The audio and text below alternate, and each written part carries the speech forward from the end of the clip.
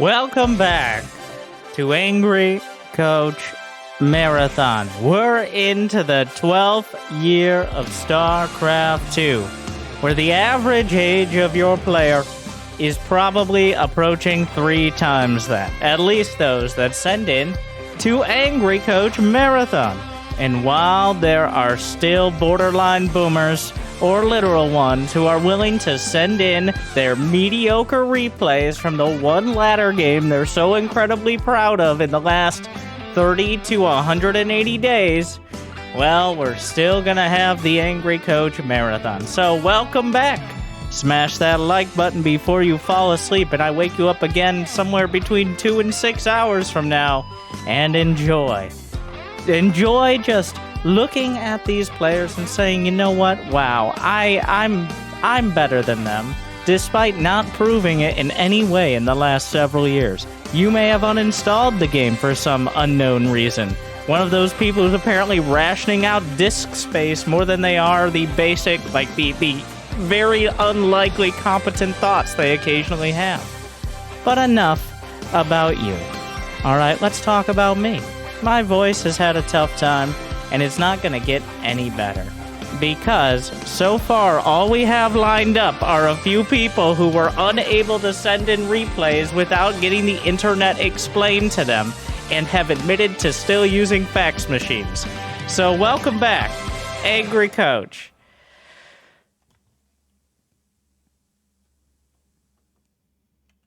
Barry's back, everyone. Barry the Boomer. That's his name in the chat, but just in game, it's Barry. He's a silver Zerg. Okay, he's a silver Zerg player. He's playing against a random player. This is what he chose to send in. This is from like a month and a half ago now, because of course it is. Wait, no, is he silver? No, he's not. Or is that the other Boomer? And I don't know. They all blend together. Barry, fill us in. Oh, wait, here we are. No. It's Platinum Zerg. Even better. The Attention Deficit Zerg.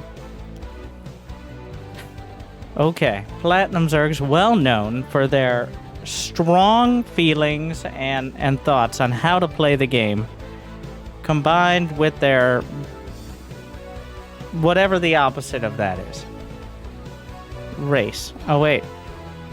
Terran, Zerg, okay. A better man would move past this commentary and move on to the gameplay, the actual coaching, but we all know where the real content is. Apparently it's a random player. Wait, who's the random player? Okay, so the other guy, so Barry is not random.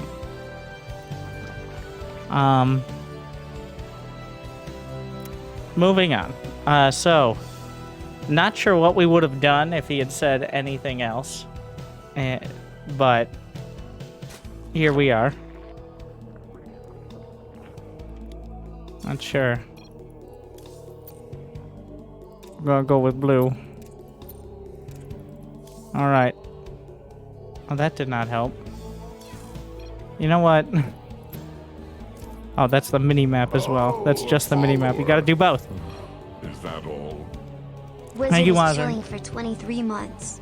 Been a while. I actually thought he was challenging the other guy to a race.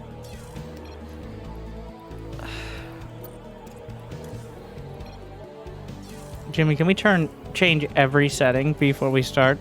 Thank you.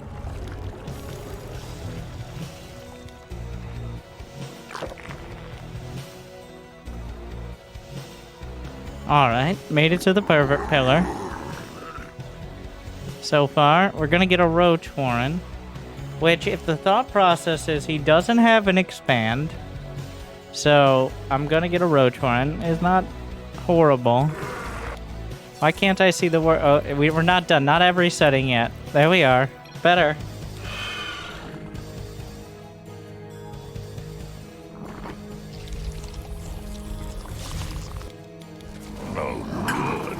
Now I have your attention. Lord_Infamous TV is okay, chilling for 4 so months. Thanks for the good content. You can build queens that you can build queens at any of your hatcheries. It's kind of crazy, actually.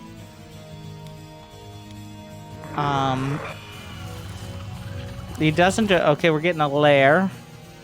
We're getting 6 Zerglings. We finished a Roach Warren. And now we're getting a lair. Because, what other buttons haven't we pressed yet? I learned from you and Pig to get to this point. Which point is that?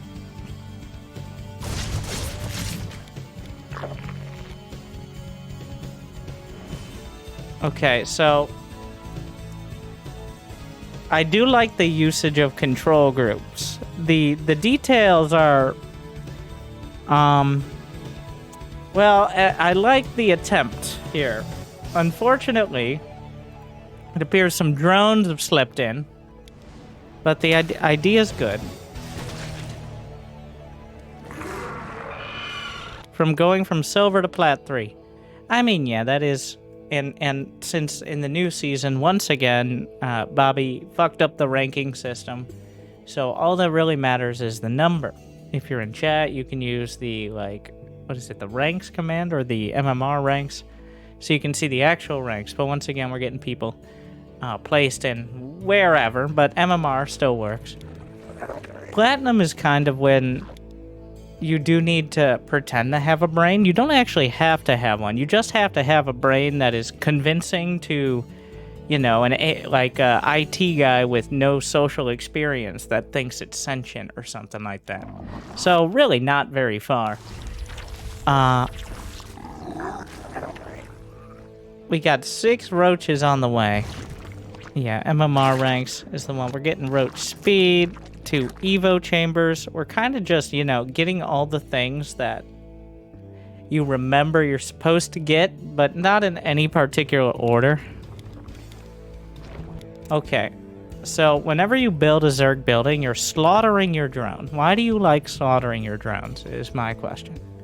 Like, we're down to 26 drones, and he's killed exactly 0 of them. Somehow, we've managed to lose more drones than if the Reaper had just been sitting in the mineral line. So what's the summary? No, when you have 250 gas on 2 base with 25 drones, you do not need 2 more gases. Alright? How many gas for the drones? Here are the drones. Okay, Jimmy, bring the drones up. Okay, here's a drone.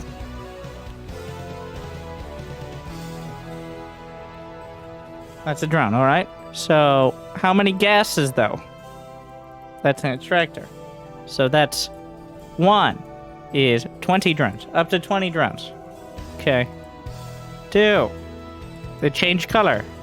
That's 30 drones. Write this down. And now, 4 is 40 drones. Okay?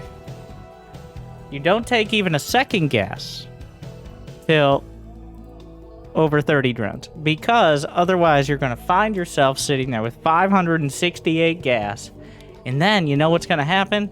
You're going to do some stupid shit like try to spend it, and that's only going to go into an even further downward spiral. Yes, we're still accepting Angry Coach submissions. Get in before the price raises, or I give up. Both of which will probably happen relatively quickly.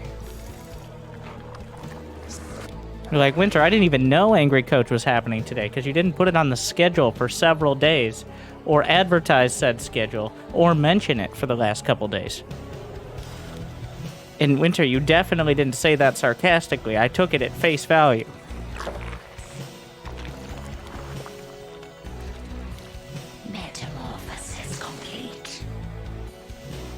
Now we have 500 gas. Alright, well, we gotta get those strikes out. I'm gonna get a preemptive strike up there. Because I think you're gonna build some shit like a Spire or a Hydra Den before getting any upgrades. And while a Hydra Den isn't in and of itself a terrible idea, you already have 2 fucking Evo chambers. You have 2 bases, which is not enough. You have no upgrades on the Evo chambers. But do we need more tech? No. What we need to do is use the tech we already have, you Attention Challenge Zerg. There's a reason it's the ADZ, Attention Deficit Zerg. Because every Zerg player who watches mine or Pigs or whoever's guides makes it to Platinum and then thinks for themselves, which is a fucking mistake. There's the Hydra Den. At least we remembered the upgrades. Got that Reaper. Real win here. Take a third. Take a third.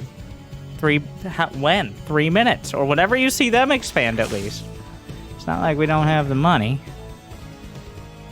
It's like, it's not whenever you feel like it. There's a timing.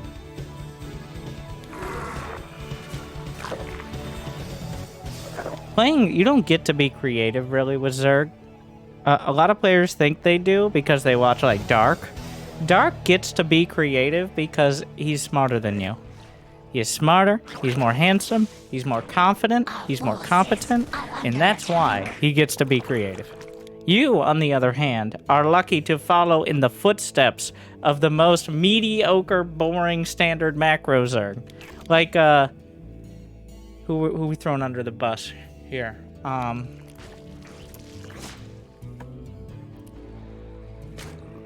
There's a lot of picks.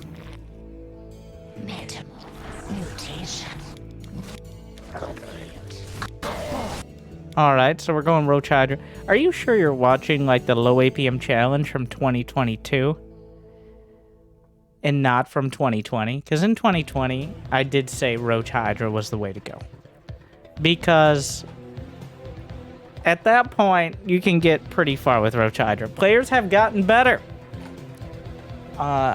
In general, things are less conducive to going just straight up Roach Hydra. It is not the... It wasn't great then, it's even worse now.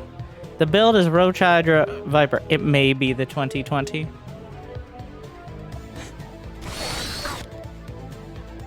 The build. Ah, yes, the build. The build, kind of like taking several buckets of paint, throwing them at a wall, and calling it a mural. The build!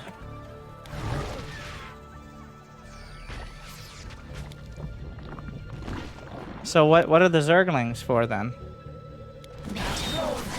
Is that part of the Roach Hydra Viper? The waste of that larva? Alright. Everyone come back. Now I have your So, attention. I do want to point out, the Also, spore showing crawler for is 39 months. right there. You built the spores. You killed your drones to build these spores.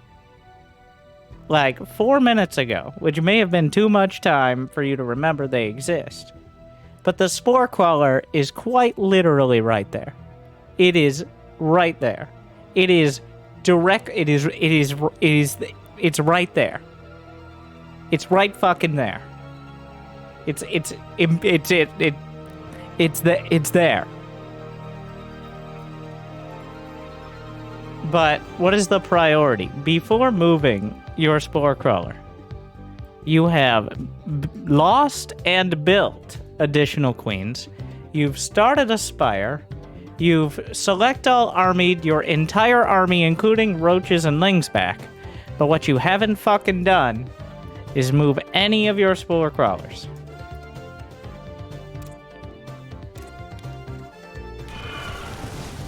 You just give up? Oh, so this is why it's called Attention Deficit Zerg. We tried for like 4 seconds to figure out this problem. We came to literally every single solution but the right one, and then we just moved on. The correct solution was to move the spore crawler to shoot at the Liberator to kill it. That was the solution. Not just fuck off with your drones and give them a hazardous work break. I mean, I guess on the bright side, we moved the drones. I cannot stress. No. You don't build more spores. The whole deal, the whole thing Like, Zerg defenses suck. They suck economically, they suck in terms of their relative effectiveness. Spine crawlers are barely more competent than cannons, and spore crawlers are mostly less DPS than missile turrets. And on top of that, they take a drone.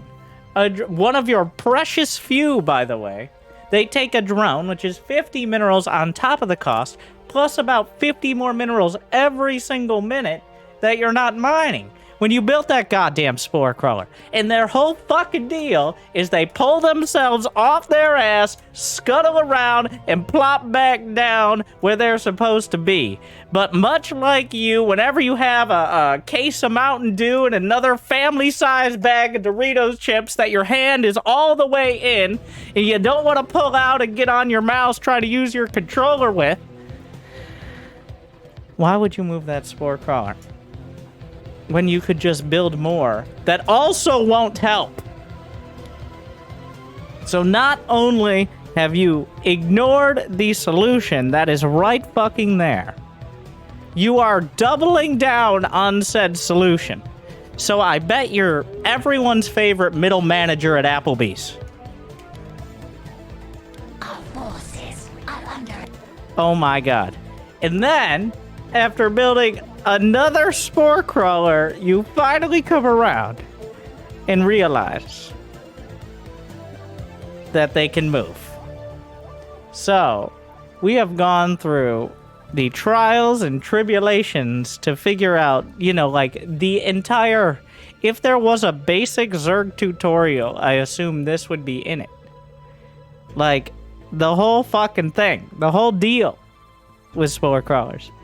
But the amount of effort and coaxing it took this was almost as bad as trying to help you figure out how to upload a goddamn replay the first time.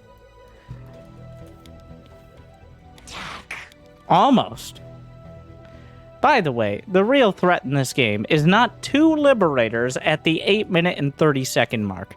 He could have had 10 battle crews. I'm not joking. This is not hyperbole. A competent Maru could have had 10 battle cruisers by this time. It is literally 9 minutes in the game. You could pretty much be maxed out. Nothing has happened before this. Before a minute ago, nothing fucking like there was a Reaper. But somehow, instead of being maxed out or anywhere close to it, we're at 36 drones dying to 2 Liberators. Where the real threat is a bunch of Marines, Marauders, and Siege tanks. But these 2 Liberators are the most deadly fucking thing in the history of StarCraft, and now they're the focus of all our incredibly inadequate attention. Our drones are under attack.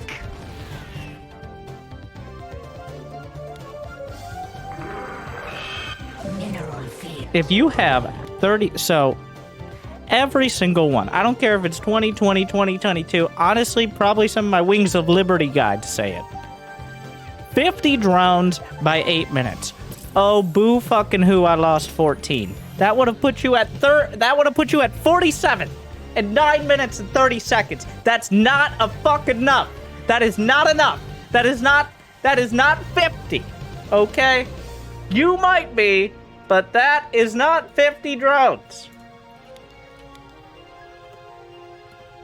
You might be like, well, Winter, how long does this game go on? 40 minutes. This is a 40-minute game. Hindsight is 40/40, as they say. You should get a new prescription. At least matchmaking works. Metamorphosis.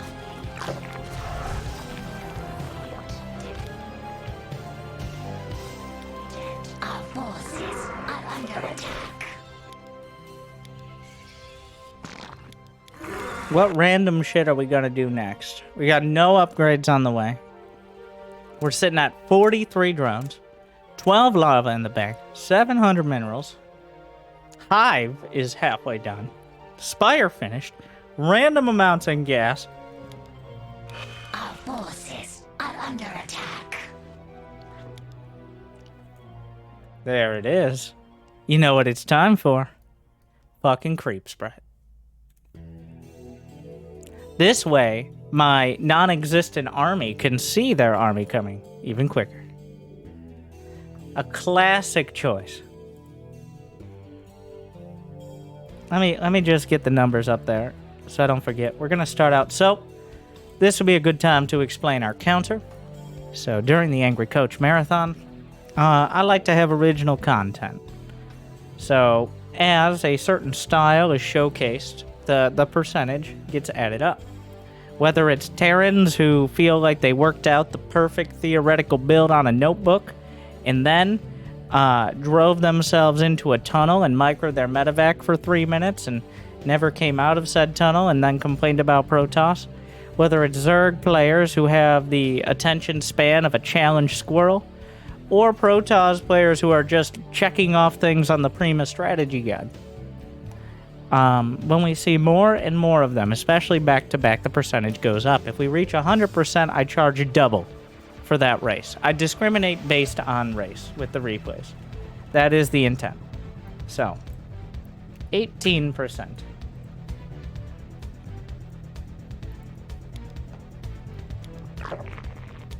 So, just because we're starting off, and also I'm trying to, like, we only have 3 more replays. I gotta draw this out. Like, in case I didn't make it clear, get your replays in, or it just kind of ends. And you know, my channel, we're not trying to min-max the YouTube algorithm. We're already well past the 8-minute and 12-second mark we need for mid-roll ads. So we gotta add on to it. But, you know, when you have 1,000 minerals, 430 gas, and you have 11 larvae, when you have no upgrades or literally any fucking thing else but creep tumors and a hive in production, you know what's important? Changeling micro. So that way you can see what to complain about when it eventually kills you because you have no fucking units. Yes, we need overlords. I'm under attack. A creep tumor is under attack. Lurker den. Throw that one in there, eventually.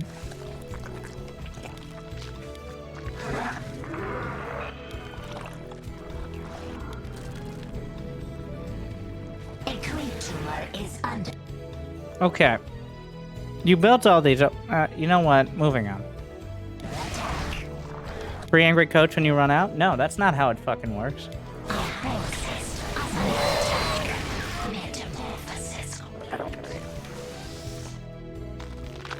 forces are under attack. Metamorphosis complete. Looks like we're getting to the Roach Hydra Viper. The lurkers were not worth mentioning.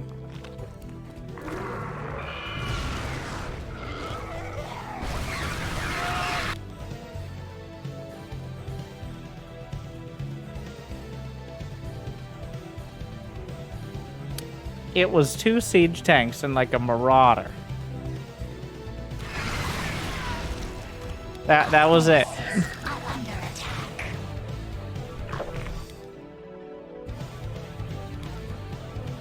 I thought he had his own army. If only there was some sort of air unit that you could use. You know you can attack from the side as well. You don't have to go directly up the ramp in order to attack. Like, you can go from a different direction. Moving on. It's like, no. That way. I'm under attack. Mineral field depleted.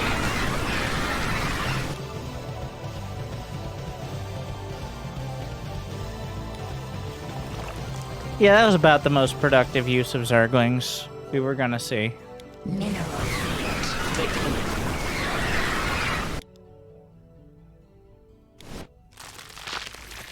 Freeing up supply, obviously. And there that is. I do like how we lost all those Zerglings and then just built more. Like that was the strat. Oh, parasitic bomb. Some abducts. Surprisingly competent Viper control.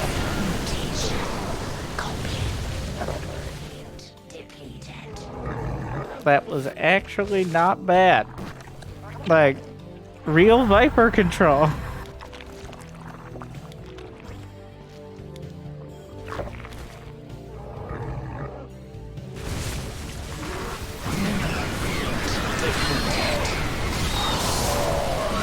Okay.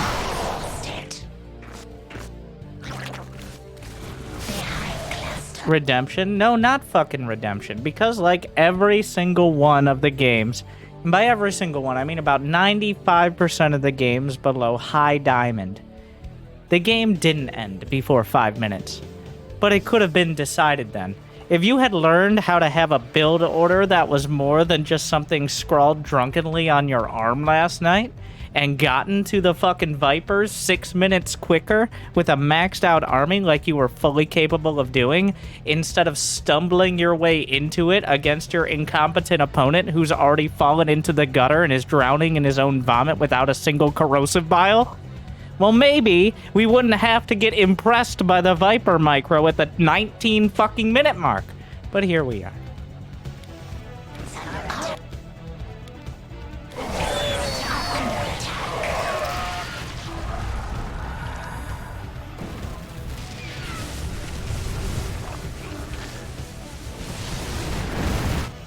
Mineral field. Carrier has arrived. Thanks, Bomb. Basically free money. Yeah, I like to call, when I pay for a service, when I pay someone money for a service, I say, Basically you're welcome free for money the for charity, winter. bro. It makes them feel good. Under attack. A creature is under attack. Our forces are under attack.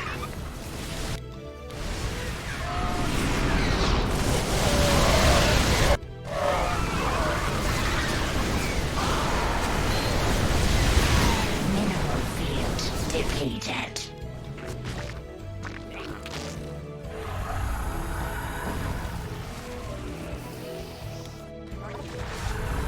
The late game is not horrible. Maybe all that Zerg Wars or Direct Strike paying off. The thing is, it's not all about your set-piece armies. You have to get there. Imagine if he had made 3 Liberators instead of 2 in the early game. What a crisis that would have been. But now we've actually made it, and surprisingly competent against the battlecruisers. I like these fair fights in the middle of the map. So for those who don't know, we looked through Barry's match history. He's played this game, and since this game, he's played approximately 150 games of Direct Strike. So...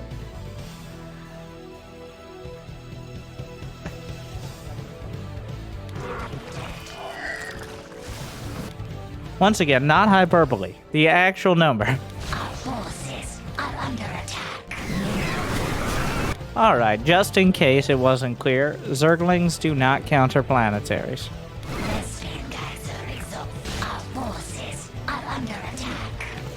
But let's just keep testing that to see if it changes. Mineral Yeah, that's just, it's like a nervous tick for Platinum Zergs. Anything happens, then it's like, whoa! Where did these come from? Oh no! Where did I don't know? Suddenly Zergling! Fuck!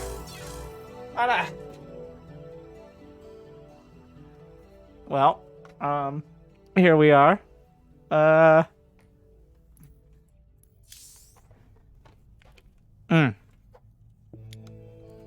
That I can't possibly hold on. forces are under attack. A creature is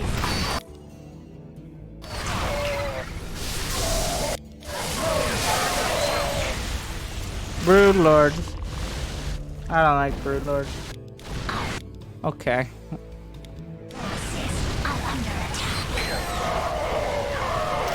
Oh, this is happening. This is some real late game here. This is one of those. We're gonna have to do a split grade on. No, okay.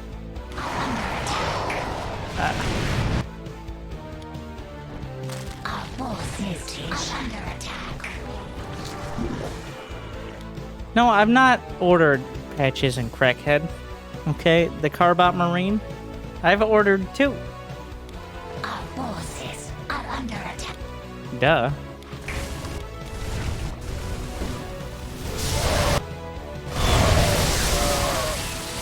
Enough to fit in my bunker. Mineral field depleted.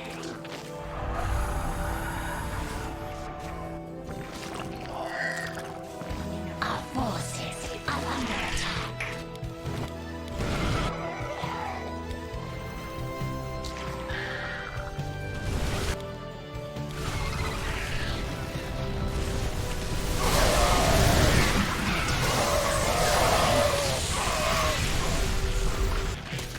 So this isn't so much as attention deficit Zerg as direct strike Zerg. Mutation. The late game is a lot better.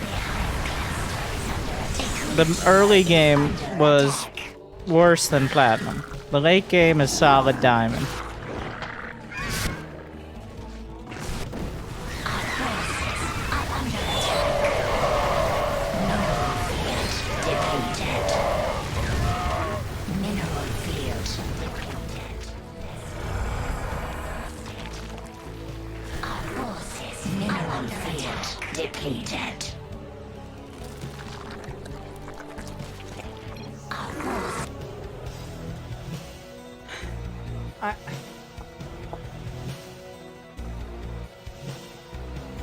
I guess we're not high enough level that that's considered. The point is, you're winning, though you might not be clear on that.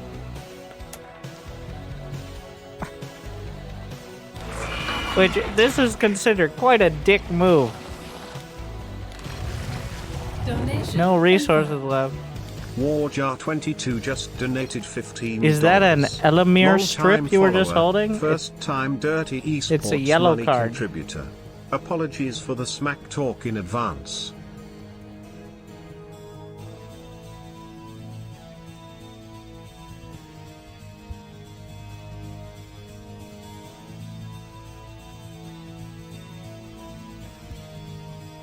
Oh, indubitably. Quite the nightly diversion. This has lasted longer than my average teamfight tactics match. Mineral field New subscriber depleted. detected. Thank you, Troublemaker. Yeah, everybody's just chilling giving for 6 away, like, months. key information. Oh my god. Our forces are under I would have blocked you. If this was a match at my level, I would have blocked you after the first one. If I was the Terran especially.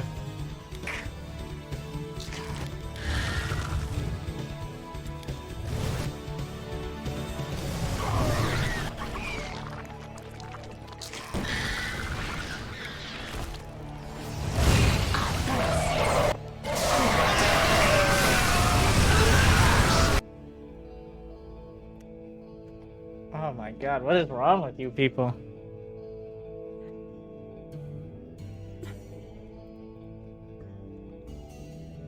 Alright, so the beginning of the game was a D. It was just straight up bad. It was, so, hope score.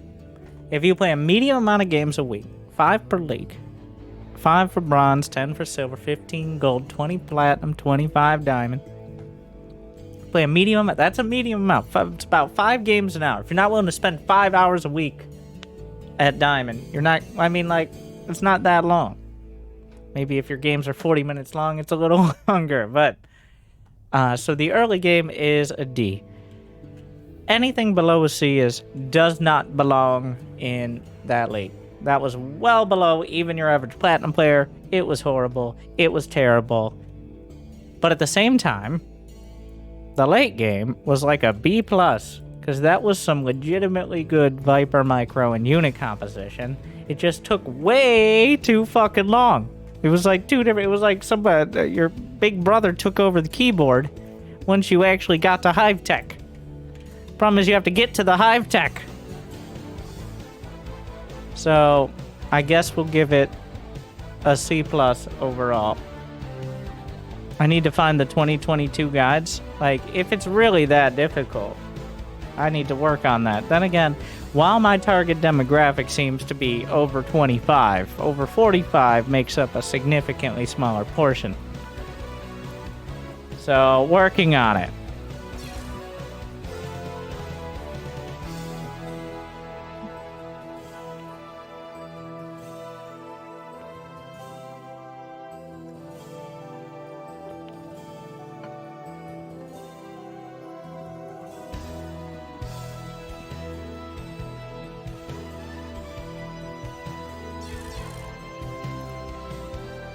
Now, I always get amused when people are so low level they literally have never experienced the salt of high level StarCraft. Like saying to your opponent who you're currently beating. Pretty good game, bro. Like, so that's gonna be a bit of a half and half here. Shame. By the way. Shame. Shame. All right, but also not all right.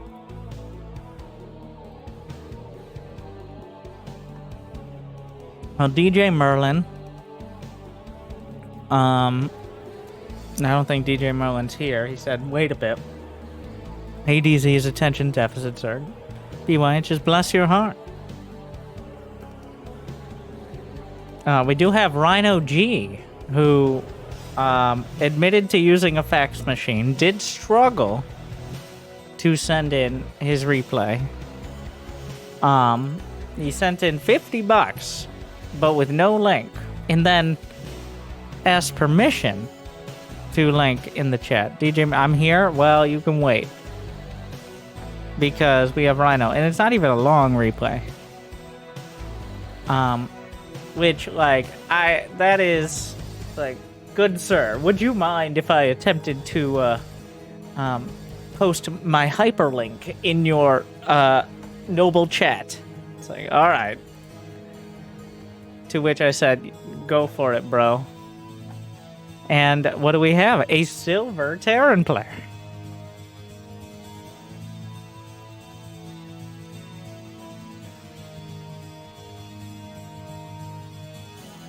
And from this season, by the way, bonus points for Rhino.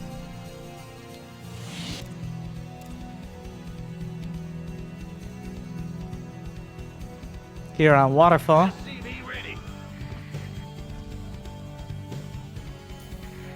I guess we take the strikes away for now.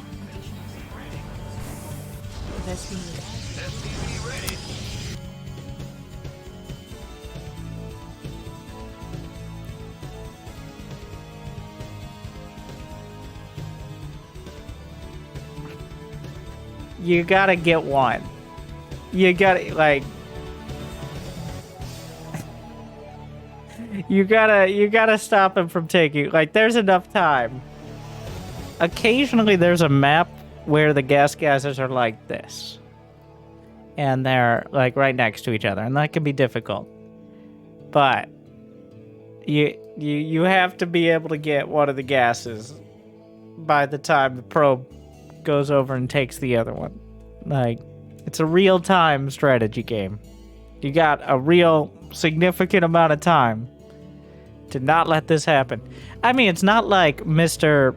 Cruz over here is a master tactician, okay? He's got 2 pylons in his base and no gateways. So, he's out here living his best Protoss life. And that's why we call it Iron Chef, okay? You just kind of throw things out there and you see what sticks. This isn't really a cheese. Because a cheese is, I mean... So the summary is whatever. You don't want to let him steal both your gas. But that is 150 minerals he just spent. On stealing both. Like, it's not a huge deal. Just deal with it. Okay. So it's at this point you go take your other gas. So that way, and you did think about it, but a little late on the draw there. So the key here is to not panic. There was a clear panic. There was no SCV producing. Just don't panic. That's the key.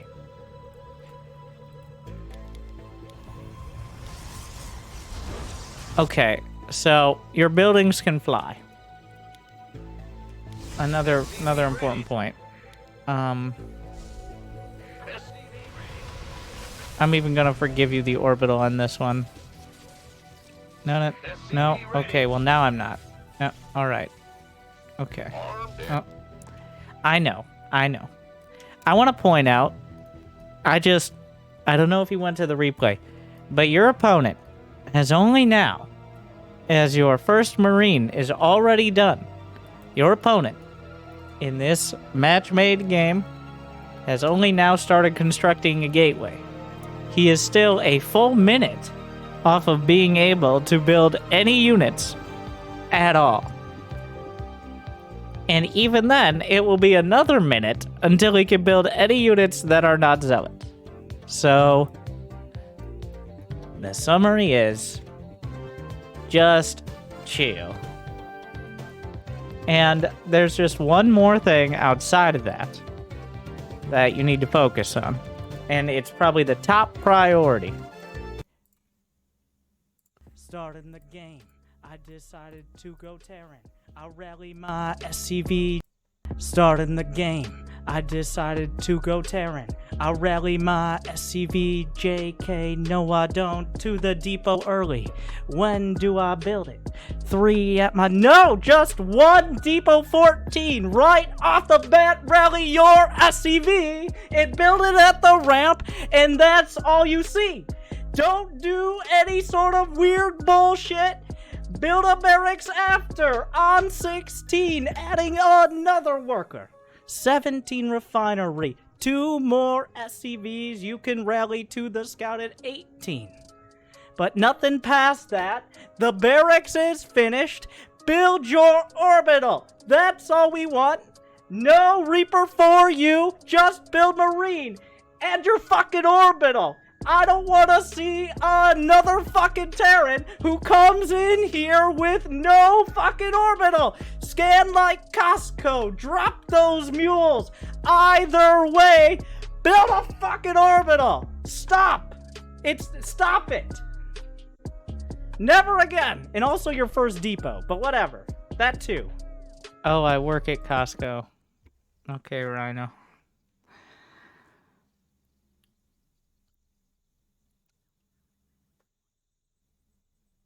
Big fan.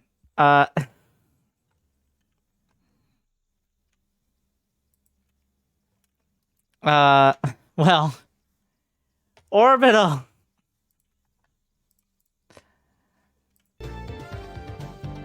I'm not a rapper. In case we didn't get the takeaway on that one. The orbital. The orbital. The orbital. The orbital only takes minerals. Okay, alright, so your buildings can fly. The correct move when he puts a pylon to block your natural is to build your command center right next to it as a show of dominance. Not to put it in the right spot, cancel it, and then put it in the right spot again. They can fly. Your buildings, they can fly. It's pretty sick, actually. They can just fucking fly.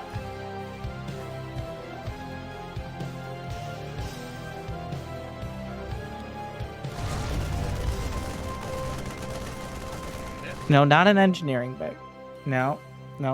An orbital. An orbital. Build your fucking orbital. Orbital. 1 mule is worth 5 SCVs mining. No, the orbital. The orbital. The orbital. You build the orbital. What you do is you build an orbital. You build orbital command. Orbital. Orbital command. Orbital. You need an orbital. An orbital. You just saw 4 gateways. Build an orbital. Irrelevant how many gateways. But also you need to build bunkers. But first, an orbital. Build an orbital. An orbital command. Orbital. Orbital command. Orbital command. No, don't. Like, it's okay if he scouts it. It's alright. You don't need a refinery. You don't need to stop him from scouting the fact. By the way, just FYI, the point of scouting is to gather information. You gathered some real fucking information here. Just to point that one out. That's a lot of information. That's 4 gateways of information. I actually don't know how or why I canceled that at the command center. I appreciate that. I appreciate you not just why, but how. Which really just underlines the point.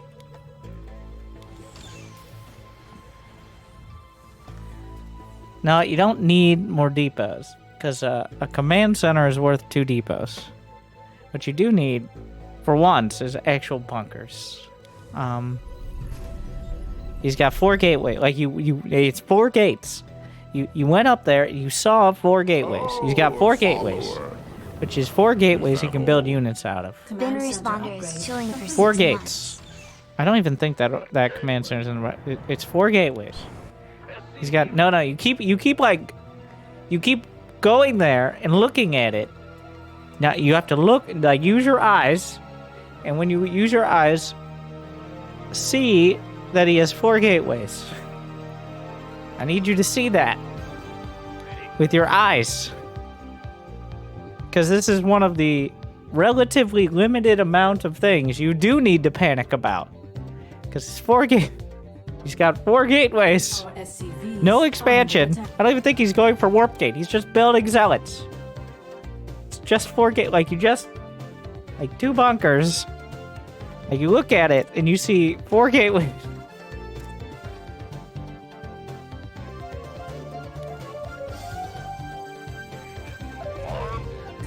No, like, you need to use it, like, what you need to do. It's not like you're putting in another day of work.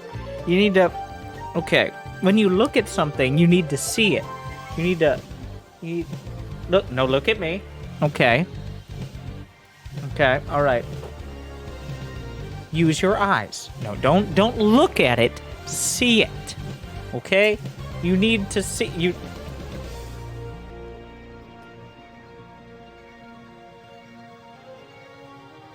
see it. I don't know. I don't know what to do. Like, I don't know. I think I make a bunker. No. It is already, a minute ago, you scouted 4 gateways. You've had a full and unadulterated minute to respond to what was in front of your eye. I don't know. I legitimately do not know how to make you look. Like, I don't have a tip for this. I don't have a guide. I don't have a tutorial for using your fucking eyes. Like, I don't know what to do. Like, I don't know how to say, like, look at it. Because I like to think, if I ask you now and I say he has 4 gateways and no expansion, like, what does that mean? I think almost every person who managed to, of their own volition, find this stream or my YouTube channel, like, they know, they can tell me within a certain range what that means. But seeing it in the game and responding to it seems to be, that's the hard part. Because, I mean,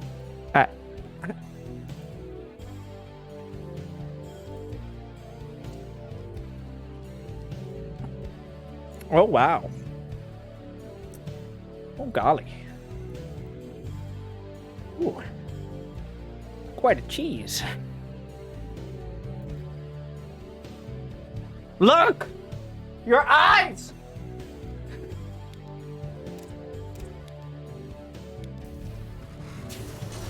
Our SCVs are under attack. Add-on complete.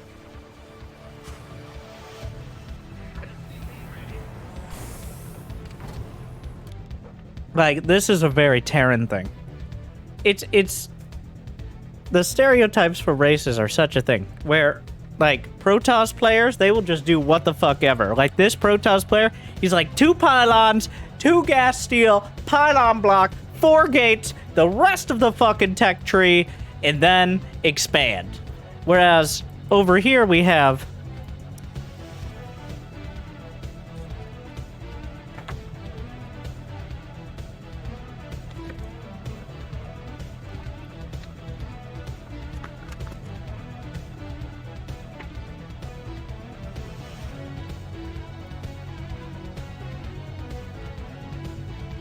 Fuck Protoss.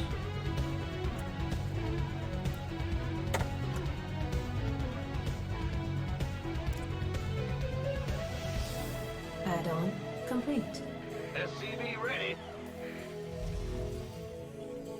You need to, like, respond to... What, like... I want to make it clear. I want to make it very clear. Because this is Silver League. In Silver League, you could ignore the fact your opponent exists for 25 minutes and win more than 50% of your games.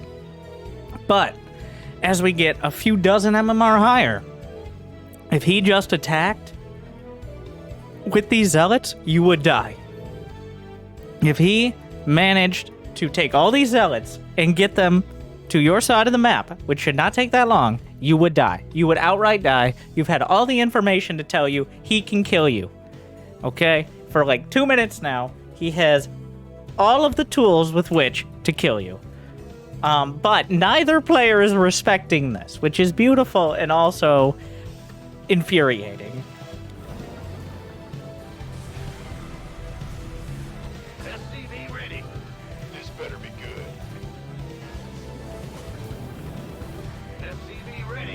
I do appreciate how you have the engineering bay on your orbital command key.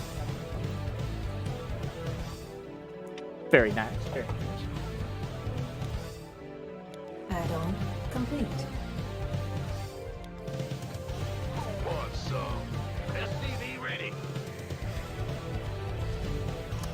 Close. Alright. So now we have zealots. We're getting a second factory. We're getting that full flex Terran build. Research.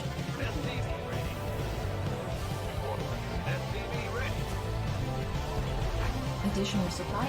Add-on complete.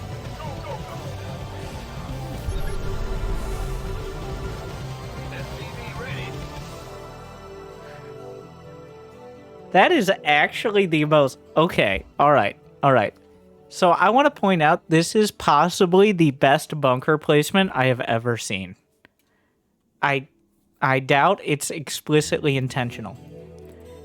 But why is this the best bunker placement? So, when units are walled off, they will just attack the wall. Like, zealots will run up and attack the wall. But these depots do not form a wall. The zealots will file in, one by one, to attack this bunker. Which is actually, in this scenario, the most perfect possible way to deal with charge lots. Now, of course, I think I tested it and saw a gap, so I put the bunker there. Way to do your due diligence there.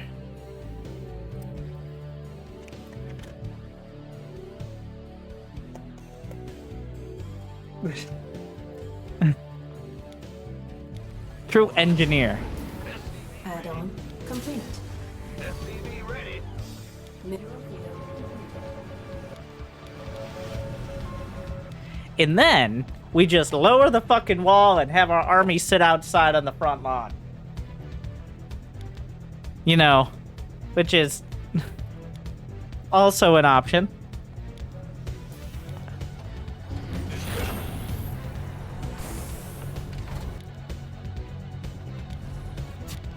Okay, all right. So it says Donations 16 out of 16. Yeah, Amtree just Okay, donated $15. I'm just saying. I'm just started getting into StarCraft 2 Okay. 1v1s because of you. Looking forward to some feedback. Mineral field. Are you Protoss? Or are you on the receiving end? Meanwhile, I just like this is just the perfect example of Terran versus Protoss. This is the racial stereotypes in action. We have our Terran player who's lining his base with depots. He's scanning the map as he meticulously places his bunkers. Meanwhile, the Protoss player has 3 Stargates, a Dark Shrine, and a fucking robotics bay, because why not?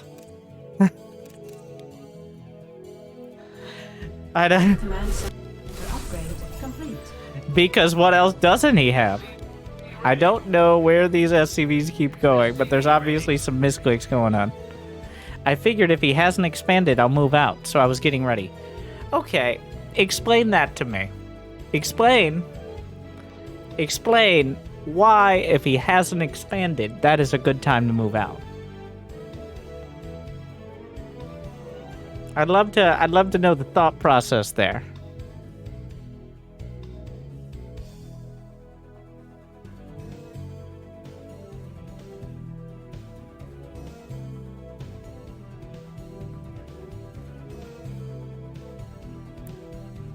Well, here's the real I'll tell you the real thought process, which is, well, then I won't be at risk of units intercepting my army on the ground, so I may actually walk across the map instead of fly, partially because I haven't really built anything out of my start point. Good point.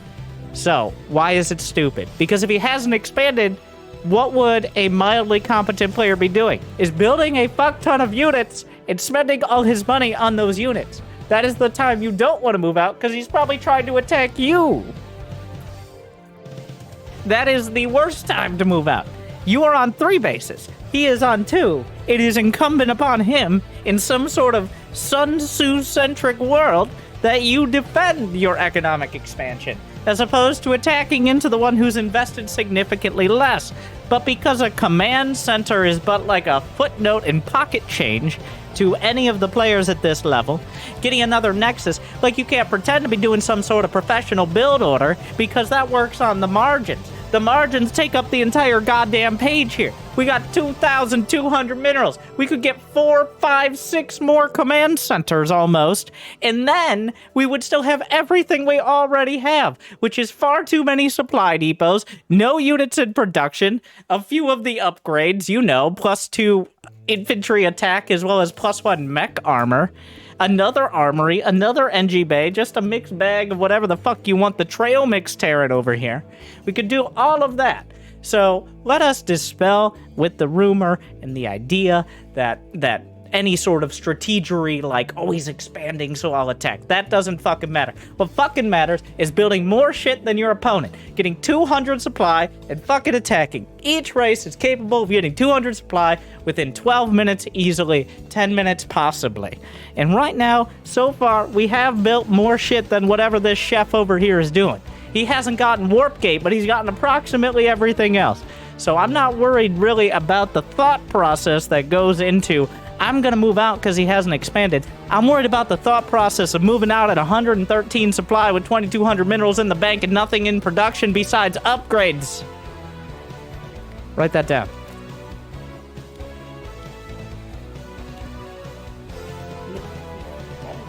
Ah, yes, Thors. We haven't built any of those yet.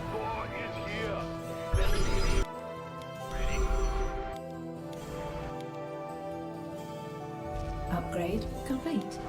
Additional supply depots required. So Medivacs, never mind.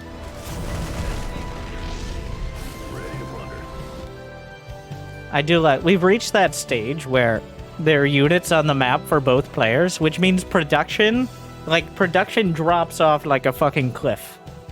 Okay?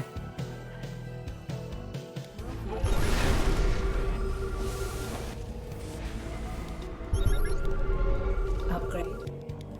Okay. This is the supply we're at. Okay, this is the supply. It is 166 versus 126, and this is the supply we're at. Partially because he's supply block. But Upgrade. because we're playing a turn-based game and he's supply block. Oh, production. Okay, so he's been sitting there on the bottom of the ramp the whole time. You scanned it like 4 times. Why?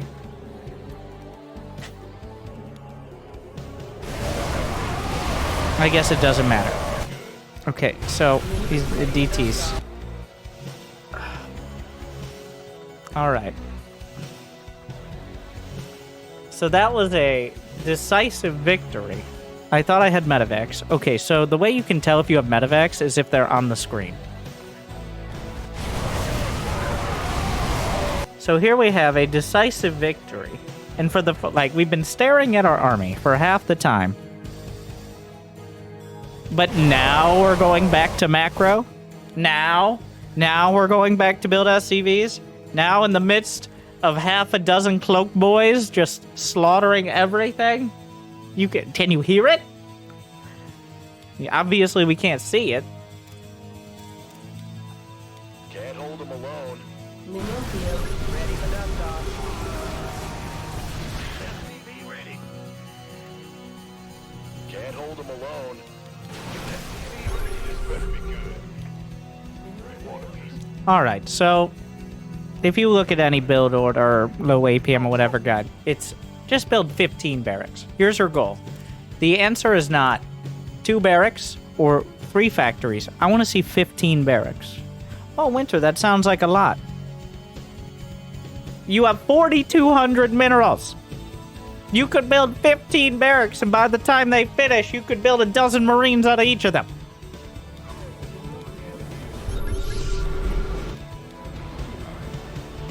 You're upgrading. I mean, we're getting all the upgrades. Mineral field. 15! I don't give a shit about reactors, okay? Just 15. Upgrade complete. You want a piece of me, boy?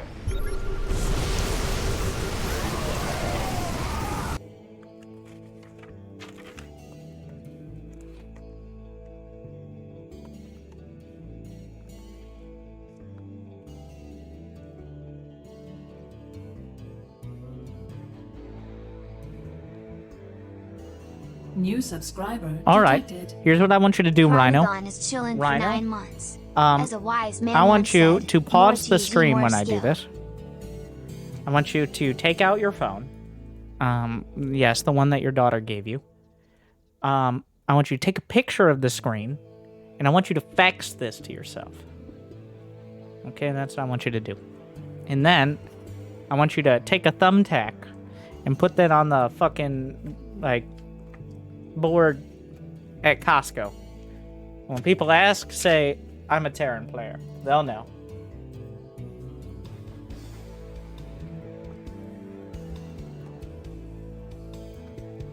I'll put it on my desk. I'm not worried. Okay, I'm not worried. So overall, for a silver player, that was a B. Because that was the opposite of attention deficit. That was the opposite of Barry the Boomer over there, who couldn't stop reacting to his opponent. That was an almost concerning lack of reaction to the opponent. I'd take a Costco sponsorship, but Costco doesn't do this. All right? Saved me so much.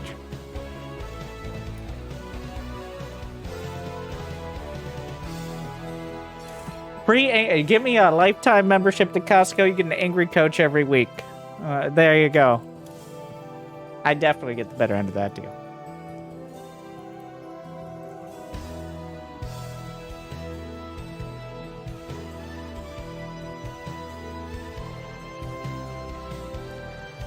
I have a fucking membership. Oh my god. Of course. Here's what I need. Now, obviously, you're not the expert in these things, Rhino. But why is the Costco app, like, designed by someone's grandson who learned HTML in 2002? Why could they not have, like, I'd pay $5 whole more every fucking month for a website that was designed sometime in the 2010s? Okay, otherwise perfect, but why, like, what the fuck?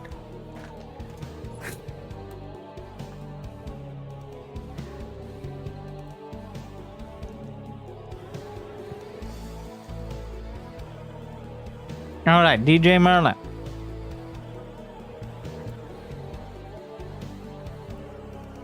Is DJ Merlin here now? I'm giving that an alright, because it was alright. It was just...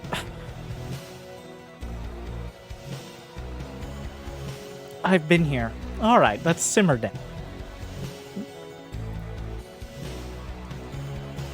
DJ Merlin is a diamond Terran, and he's impatient.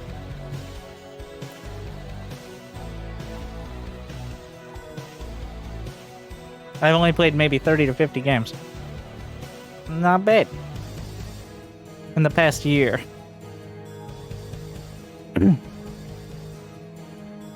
Barcode Zerg, you say you have trouble with Mech TVZ. Well, why are there 7 Banshees? Why? Banshees are not Mech. That's Sky Terran. Like, that...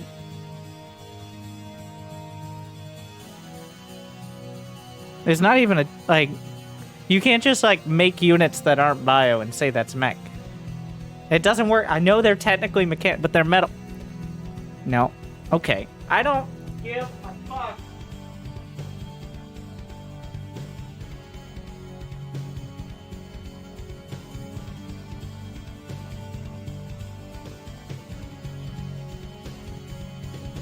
Okay. Doesn't look.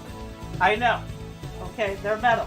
But does this look like a strong mech unit? Looks like it'll blow away. No.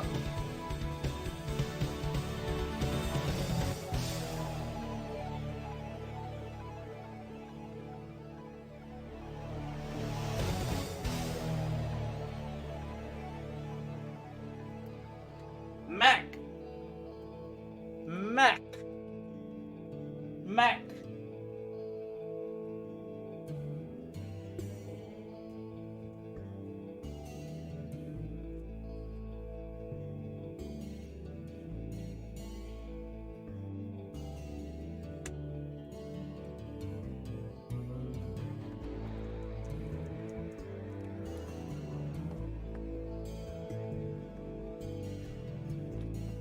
Is it because that you can't just make 7 Banshees and then complain when they counter 7 You know what counters Banshees? Queens.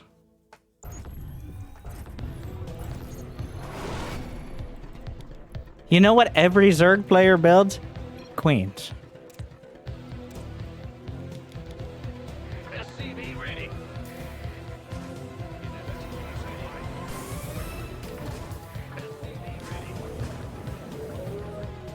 SCV ready. SCV ready.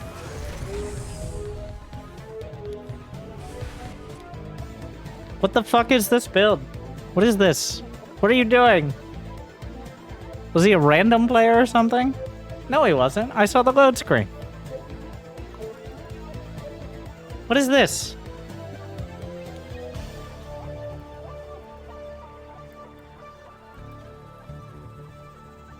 I fought like 4 Terrans in a row and I forgot he was Zerg. Well, maybe if you didn't suffer from short-term memory loss, your mech builds would be better. SCV ready. Ready to raise some SCV ready.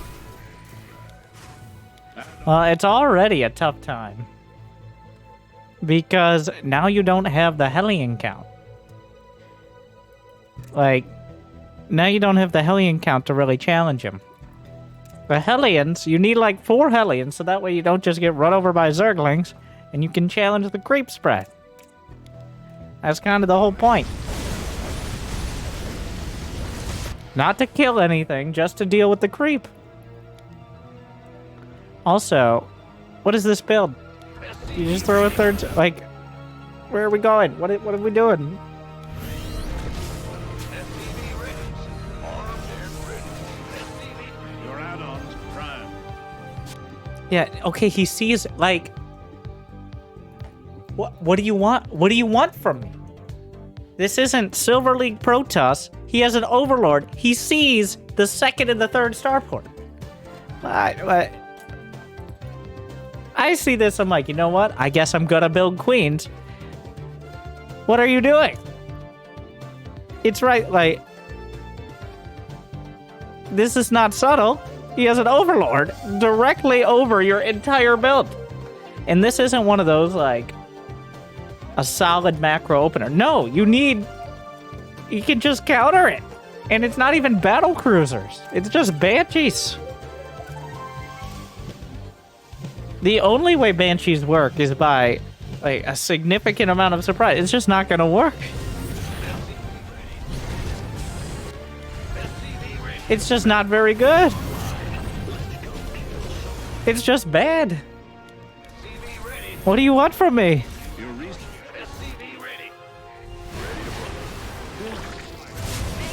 He just built queens. And for some reason didn't have detection. Okay, let's try not bringing our entire army back for 6 Zerglings as well. We're gonna try that. On top of the fact, how did the Zerglings get in? I don't know, this is just nothing in particular, but all of it in general. Why are you building Vikings? Is this a fucking direct strike? You don't just throw a couple Vikings and a Liberator in. What the fuck?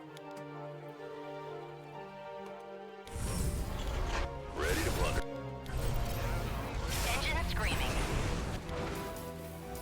SCV ready.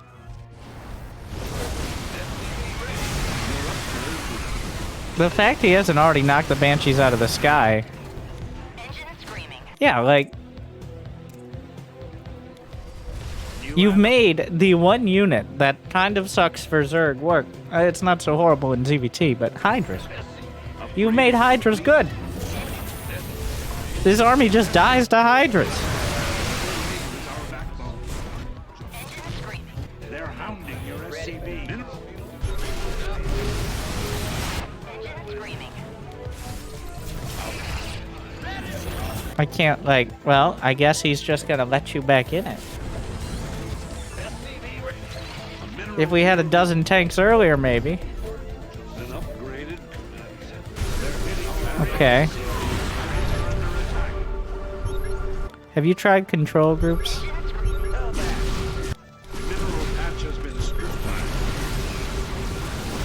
What could go wrong if we siege all of our tanks and stack all of our Banshees in exactly the same spot?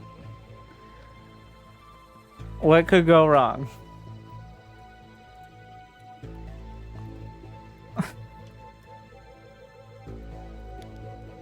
This was about the most value Vipers have ever gotten.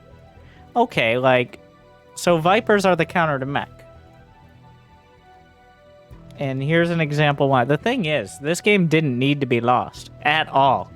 Simply don't just siege all your tanks in one blinding cloud radius. And also, never build more than like 3 Banshee. Just don't. Just build. If you're dead set on building starport units, build some fucking battle cruisers. Okay? Build something with substance. So you can pretend you have some yourself. Don't build 7. Don't come in here with 7 Banshees and pretend like this is a legit... No, get the fuck out of here. Alright, fuck... Get the fuck out of here! Fucking hell. Are you gonna fucking leave the game with 3,900, 1,200 against someone whose entire ground army consists of 12 Hydras and 37 Zerglings? You are sitting there with 6 command centers, and you're gonna leave the game, aren't you? His entire army consists of 12 Hydras and 37 Zerglings. I mean, if you had more than 0 units in production, that would help. You fucking bitch. Okay, this is exactly the flavor of Diamond Terran you expect to see. Like, I tried nothing and I'm still out of ideas. All you had to do was, like, build anything. Yeah, I get way more upset because he's played enough games to know better. He's played, like, Diamond Terrans, they're set in their ways. That's why so many people reach a cap at Diamond. It's mostly mental. It's not so much like they need to be faster or stronger. It's at some point you need to not leave the game when you haven't lost. And I'll admit, this game is not going great, but he has plenty of SCVs, he's got 6 command centers, he's got good upgrades, he still has units, and he's not going to lose to this army. Even if his entire army is a couple Hellbats and some Liberators, that's still, he's about to...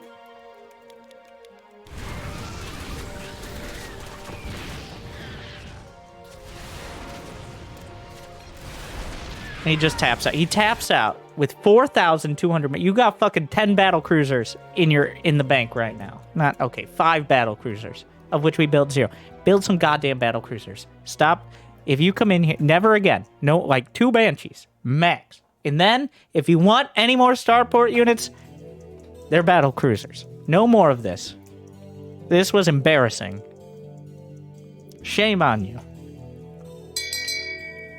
Shame. Shame. Shame. It's 20% to Terrans. All right, let's look at another replay. Another.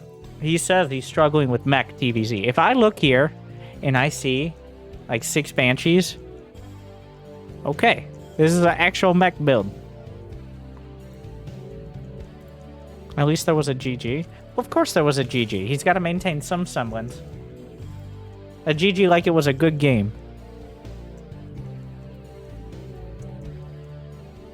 Though he's thinking like, no, fucking Zerg, fuck, shit. That was the most eloquent I could possibly be. What? No, go back.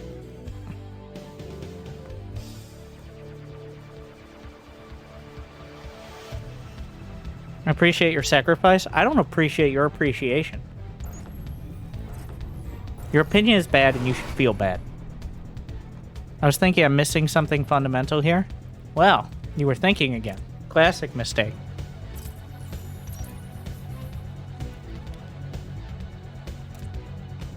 SCV ready.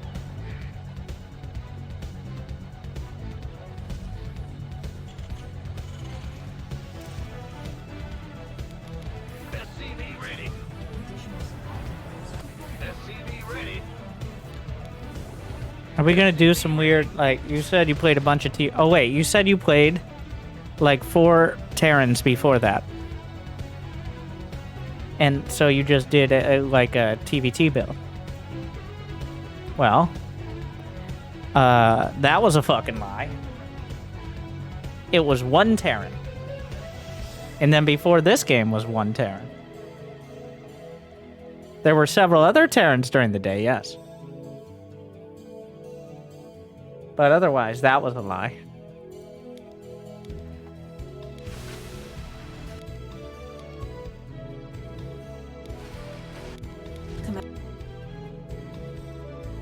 Correct.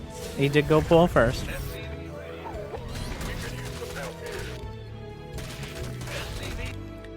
No, you have to check. Why did you not check the gas?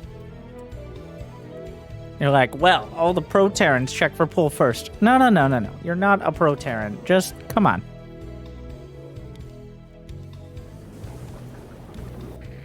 Yeah, Big Gabe might have a perfect pin. Like, no. You go up there. Does he have gas? Does he have a Vespine gas geyser extracting? Yes or no? Because if he does, like, what does it cost you? 12 more minerals this SCV could mine? Come the fuck on. You already know it's pull first, correct. If he has gas, well then maybe you need a bunker. Maybe you need to tech up quicker. If he doesn't have gas, all of the Zerglings can be killed by 1 Reaper. You do not need a bunker. You do not need to sit behind your wall like a little bitch, even though I know that's your natural inclination. Just go fucking check.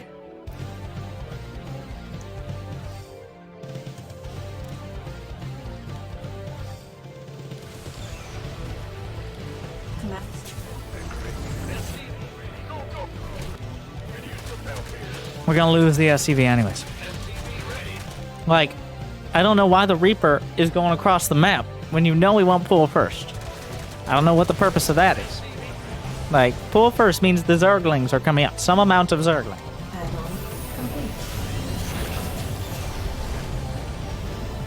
Just check the gas. Is that a second factory? Could you just do a normal ass build? Could you just... What is this? Why is there a second factory? Could you just build a barracks, a factory, and then a starport like a normal fucking person? Why? Why is there a why are you building a second factory? What the fuck?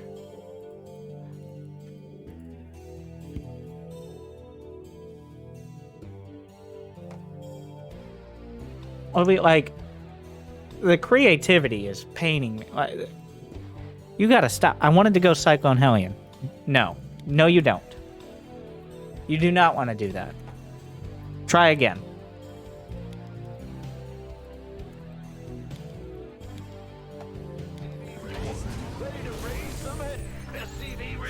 So we saw last game. You want Banshees. You're like, I'm going to micro Banshees. And they all fucking died in a single parasitic bomb. How about we just get like 6 Hellions and a Banshee for defense?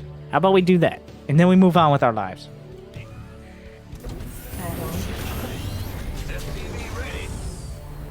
Why do you need Cyclones? What is a Cyclone gonna do for you?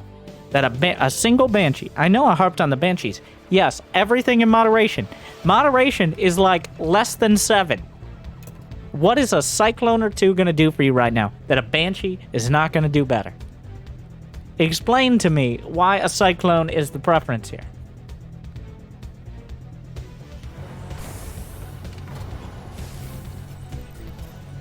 SCV ready. We're going for Blue Flame. He didn't even have speed. I wanted the ability to also shoot air. Explain why. Why? Why did you want the ability to also shoot air? What the fuck is in the air that you're gonna shoot at? Think very carefully.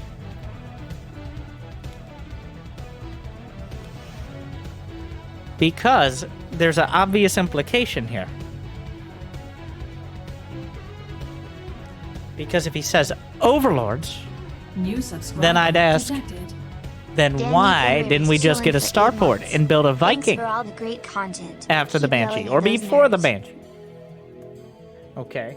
And if he says mutas, Cyclones do not counter mutas. They do not. That is a dream at best. Mutt-mutts if he goes them. Cyclones do not counter mutas. The only way they would counter mutas is if anything else would counter mutas better. They are possibly the least efficient counter to mutas you can choose. Widowmines, Thors, even Vikings. But mutas. You're thinking about mutas, Mr. I have a bunker and I'm sitting on one base against a gas. Look at what you've let him do. Look at what you've done. You sat in your base, not knowing what was out there, doing whatever the fuck this shit is. He's sitting there on 3 bases. He's got 44 drones. With 5 more, he's going to be at 50 drones in 4.5 minutes. And why? Because you, sir, are a bitch. This is a Zerg's dream. I'm telling you. A competent Zerg's dream is a Terran player who builds a bunker when you have no gas. You're like, oh, thank God. Oh my God, he has no idea what he's doing. This is beautiful. I can actually build drones. Oh my God, he's building 2 factories? I don't even need spores. I'm telling you, you are a Zerg's dream. So, thank you. You know what? I should thank you for Zergs everywhere. Because it is annoying to play competent Terrans. But every once in a while, you get someone like this. You're like, oh, finally. Like,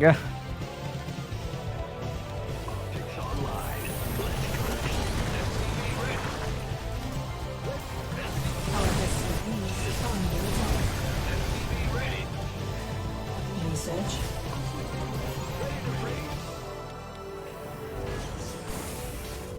Okay, so you're building turret. Why are you building turrets? Why are you building a turret? One, what is this turret defending against?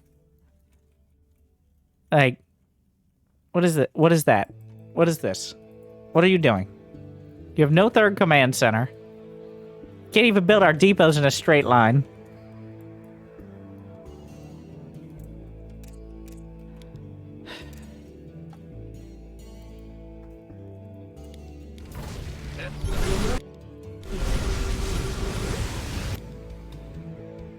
So, you know what the difference between Diamond and Masters is? Masters players are usually playing a real-time strategy game. Before that, well, neither player is supply block, neither player is lacking money, and neither player is building any units. Zerg has 17 larvae, Terran has 3 factories. Donation. That confirmed. is the difference. Probius SC just donated $15. This is a game. Of course he built a bunch of slow legs.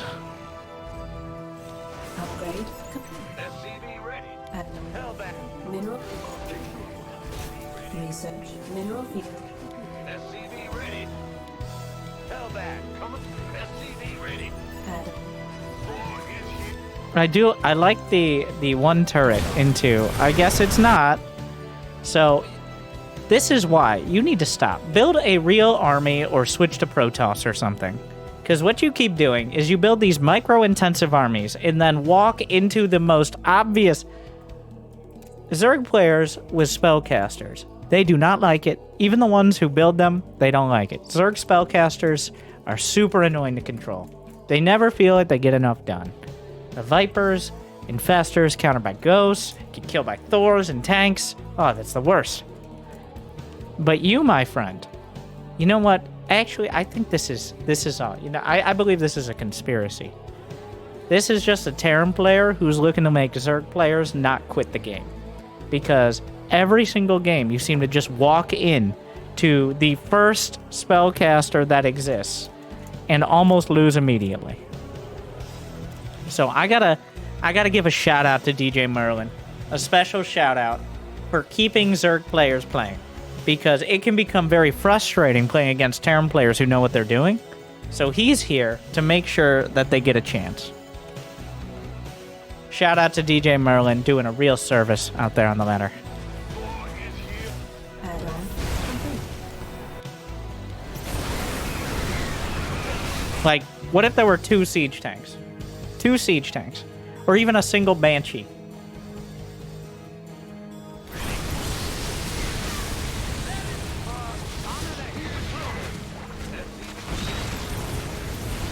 You know the tanks can siege. Did you not research siege mode? Immediately the roaches died. Every single unit but the tanks died. But the siege tanks come out and suddenly, wow, we can defend. How crazy is that? Mineral field. Command center. There's no way half these units can get out of the base. Are you researching building armor? Oh. Ready for dust off. Hellbat, coming. Ready for dust off. Upgrade. Hellbat.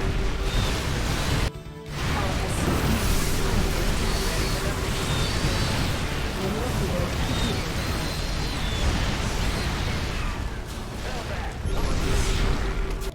So, I don't know.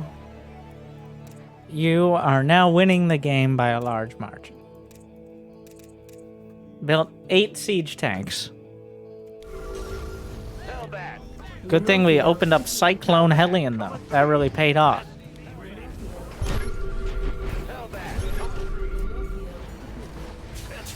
Hellbat. Up until at least High Diamond, not every game is decided in the first 5 minutes. But 95% of them could be. If we had just chosen to not do all this bullshit and skip straight to the real army. But no.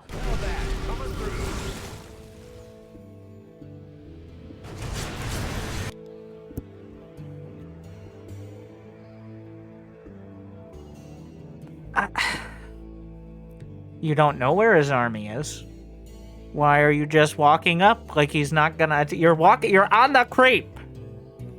He can see you. He knows you're there.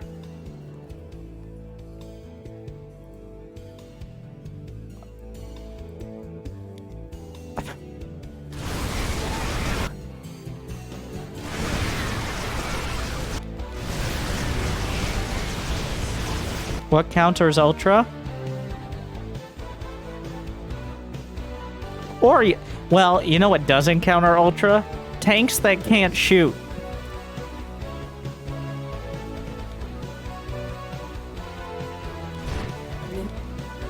Literally everything but Blinding Cloud tanks. Technically Ghosts, but if we can't micro siege tanks, Ghosts are a bit of a tall order. Thors are fine. Tanks are fine. Just not tanks that are all clumped up in a Blinding Cloud. Field depleted.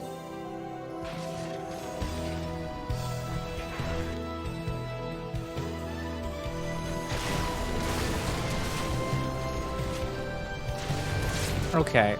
Alright. Oh my. No, the takeaway isn't build a bunch more starports. Build a goddamn Ghost Academy. We're returning fire. You're like, well, I don't want a micro ghost. Well, maybe you should have built a real army before he got Mass Ultra Viper.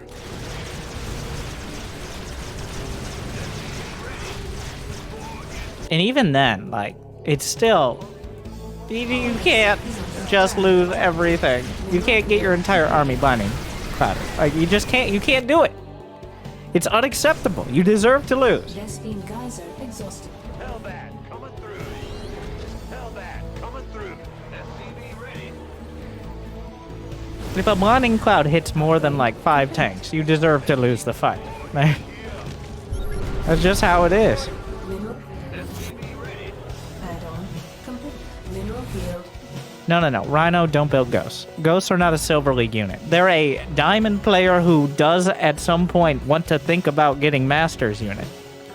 They are. But before then, that is the only reason why ghosts don't get the balance complaints except from Twitch chat GMs like me. Is because before that, just nobody can use them. Add-on. Reporting for action. That is the real balance. Like, okay, option 1, use ghosts. Option 2, use control groups. Option 3, switch to Zerg or something. You're still gonna win this fight, because all he did was get a beautiful parasitic bomb. He got 0 blinding cloud. You're going to completely obliterate these ultras. But somehow you're gonna find a way to lose anyways. Yeah. Also, the beauty of Parasitic Bomb is it doesn't stack, and it doesn't kill Liberators. Like, it does a lot of damage, but it takes 2 to kill Liberators. Hellbat coming through. Okay, so, we've had like 4 fights now that have gone horribly, because you blindly wandered into Spellcasters. Or the entire army. Or both. I wonder what we'll do this time.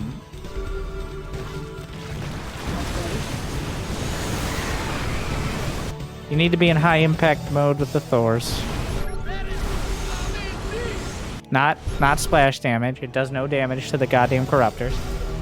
There are 2 modes. It's not that complicated. Vespene Geyser exhausted. I missed the time when those stacked. They never stacked. It never stacked. There was no time when they did stack.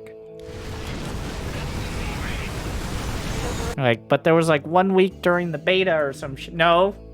Base is under attack.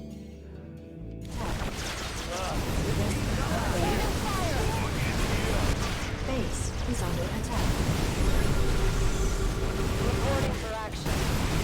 Base is under attack.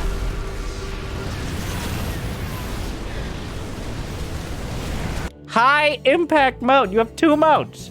You have kill the mutas, and then you have kill everything else. Those are the 2 modes. Those are the 2 modes that Thors have. You have the counter mutas, and then you have the kill everything else mode. And this is the counter mutas mode. They whip out a big ass gun off the back and do single target damage. Like, it's not that complicated. All hands to battle.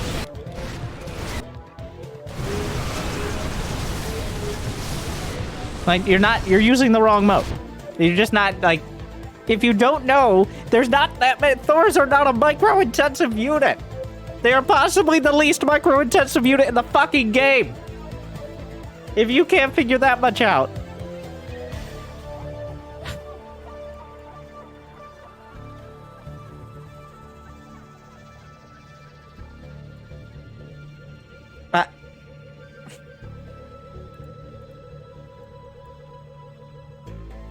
There should be, the only way that DJ Merlin will use Thors correctly is if he could switch which mode they come out of the factory in.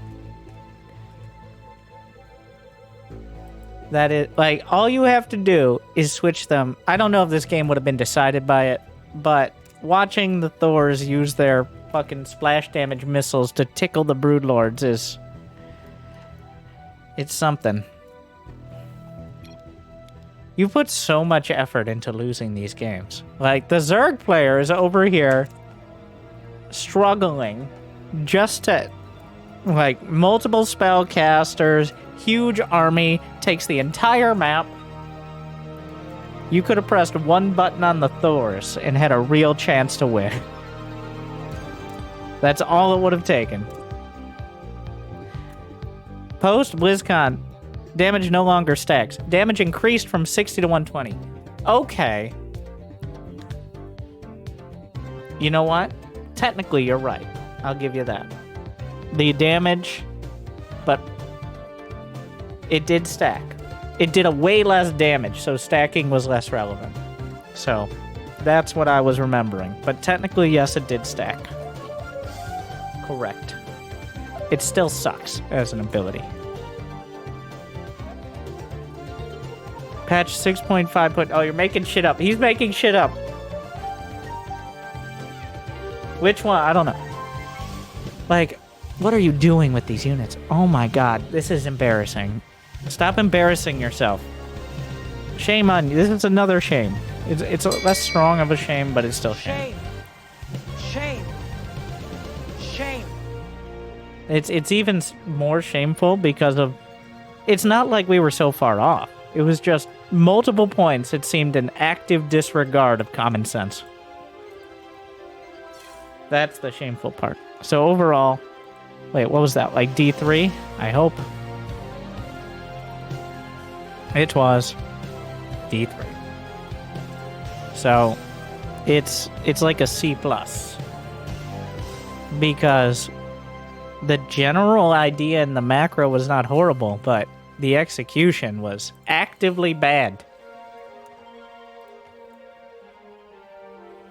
Like, it was out of its way to be bad. It wasn't just bad. It was just like we put effort in to be bad. Okay, currently we have Bob, Warjar, Ymir, and Probius. So 4 in the queue at the moment. We have Bob, who says pretty much free money.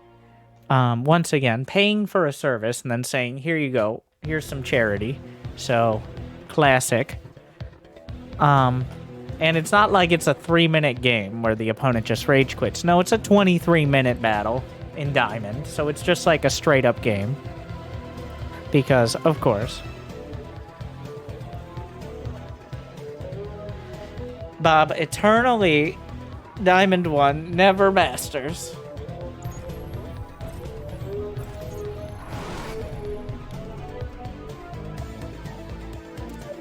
Let's just...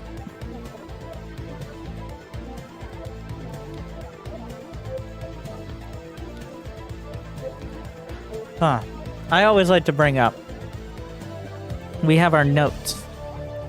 For those who don't know, Bob did some real coaching at some point, which I like to think was pretty good. Had some improvement.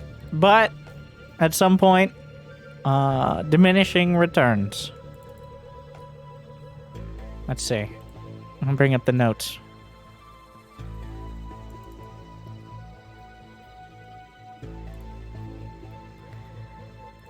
If I can find them.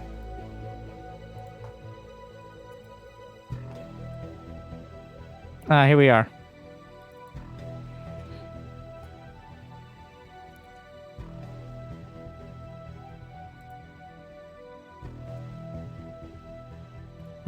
Good. Now I have your attention. We have Biologite, it is now the chilling. summary being more gates. Get a sentry. Colossus is bad in PvZ. Too much micro is bad. This is mostly PvZ stuff. But more gates. It's always more. That's the summary, is more gates. Like 90% of all the notes were build more gateways. That was it. So, thank you, Village IDOT, Troublemaker Alzu. Remember to subscribe and I'll get more money. And that is pretty much free money. Asking me to do angry coaching for a 20-minute game is not free money. Subscribing with Prime Gaming is free money. That's what it means. That's the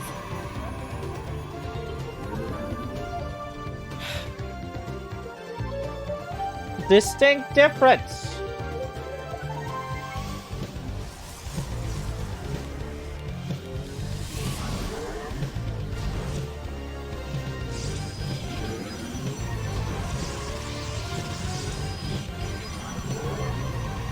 Yes, the reason you can't auto-renew your Prime subscription is because that would cost Amazon money. Because otherwise they just keep the money. They give to me instead. So, even though they do offer that incentive, they do save a lot in not auto-renewing it. So, it is quite literally out of Amazon's pocket into my many orders of scientific notation magnitude smaller pocket. Make the difference today. Don't lose your probe to Marines while you're doing it. Or a Marine.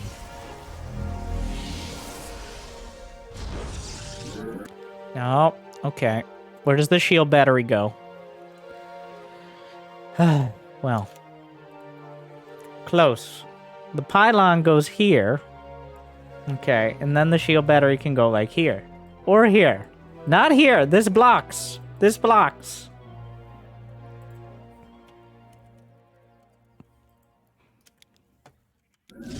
You're blocking the mining of a close mineral patch and a small... Like, it's not a huge deal, but details do matter. The pylon efficiency and necessary infrastructure safety rating. A lot of players struggle with this. They don't know how to maximize it. And even in Diamond, you see so many players just not setting it up correctly. It's not like Protoss is not that complicated. It's like putting together a fucking Lego set. You put it in the same spot every fucking game.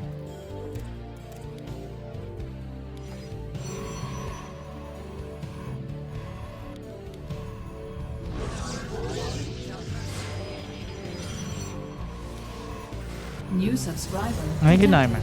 62 months. Nightmare 306 is chilling for 62 months. I just don't enjoy. Love how you roast us noobs. Okay, Thanks for the so what great is the content. most important thing Keep at this it up. stage? We got an adept in the main.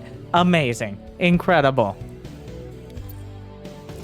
It's me. He's playing against me. That's why I'm like, this reminds me of a game that I played. Where I let an adept in the main and I got salty. I'm the barcode. It took me this long. I had forgotten. So forgettable. I lose this game, by the way. Which is even more sad.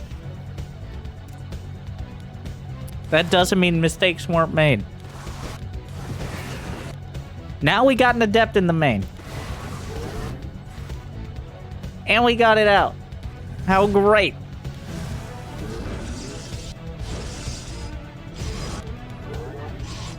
Research? Must have been some premium coaching, yeah. Just pray they fuck up and get distracted by Twitch chat and let an adept into their base. And then you kill SCVs and get way ahead. Just that's the strat. See, that's what every Terran says. Right, DJ Merlin? Your probes.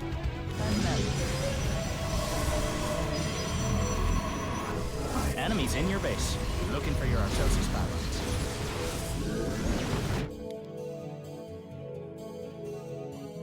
Is this 4 gates? And a Robo Bay?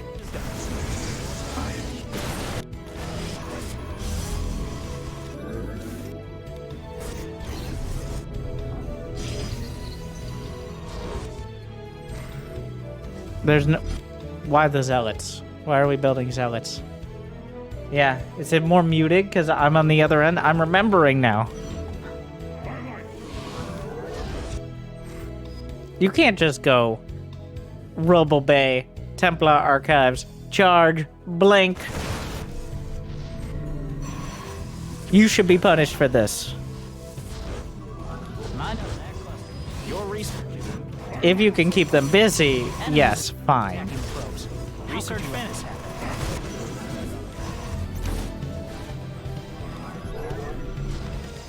You took all the minerals.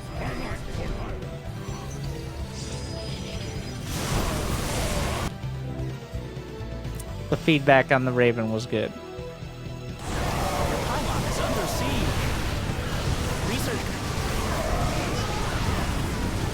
And there's enough charge lots.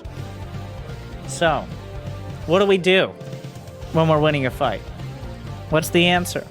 Anything would be good. Upgrades. Is there a forge? Upgrades. Colossi.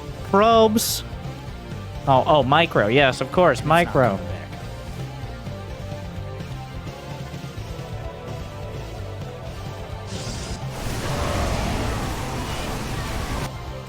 So it's a 2-base Terran. Are we gonna attack up a ramp into an entrenched position? And lose a Colossus? The only way to lose from this point is to attack a Terran who has a concave. Vikings, at some point you start building Immortals, Disruptors. Hero showed this. You build Immortals, you build Disruptors, and you make it so they can't get within 14 feet of you. 14 feet is, I assume, longer range than a Marine can shoot. Colossi are vulnerable. To an extent, Templar are vulnerable. Your pylon's being deconstructed by the enemy.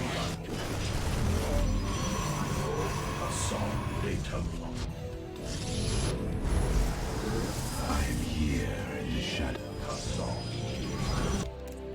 87. I guess I can't complain about no probe production with 87 probes. Mind out of that cluster. Your upgrade is complete. 6 gates is not enough gates. What have we said? We're 12 minutes in. There's six gateways is not enough gateways. Yes, adding 3 more on. This is when you go to like 15.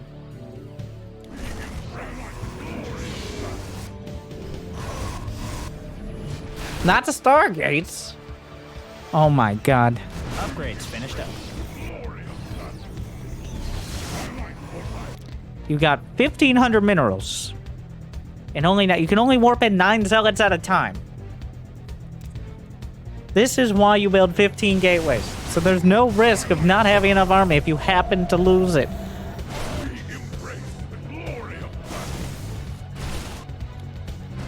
A mineral pyramid. Your probes are under attack. More gates!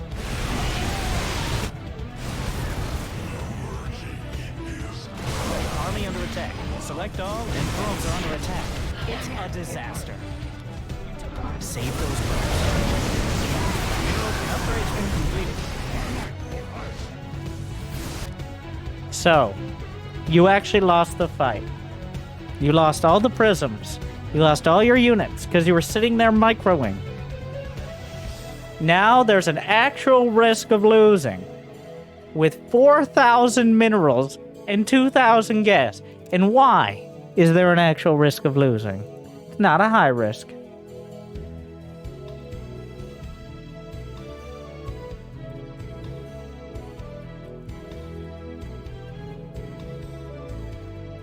More gates!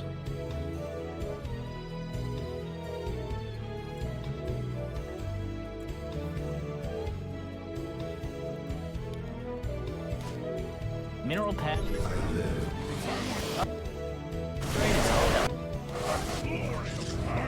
You're all mined out of that Almost a year and still not building nearly enough gates. mineral field.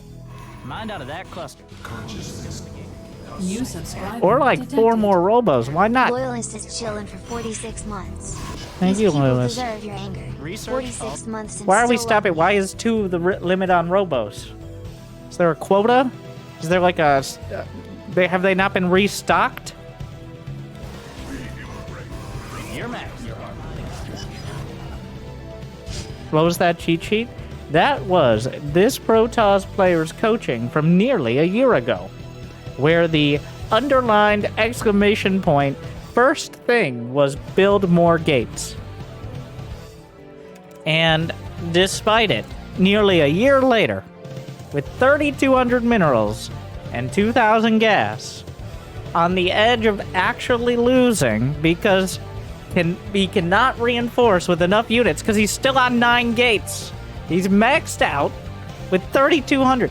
This is how you lose. Against a more competent Terran who has a real army and doesn't just die to the first hint of splash damage. Nope, you took all the you will get run over by bio. Your probes are 15, 16. Double digits minimum. A mineral field has been depleted. Mineral patch is gone. Like, why stop at 16? Make 20, whatever.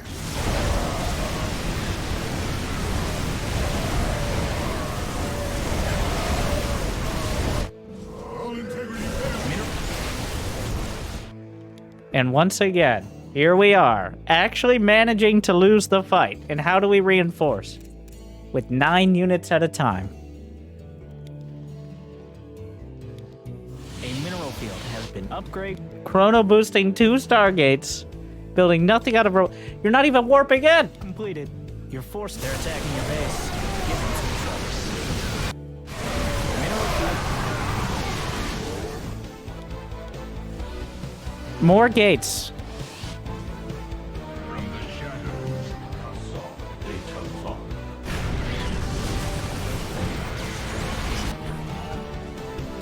Assault. House Archon. Your base is under attack. Upgrade is all done. The correct late game army has immortals. We figured this out. It's not more Colossi. It's like 5 or 6 immortals. Especially if they're low on liberators. It isn't a bunch of Tempest and carriers. It's immortals. Your upgrade is complete. An upgrade's been completed. You're You took all the minerals from that cluster, you thief.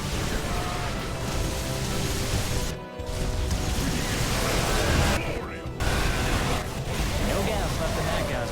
But GG! But the power of Protoss does power through. So, more gates. Like, at some point, I don't know. I don't know how to fix it. If you're still only building 9 gates in a 23-minute 7-base game.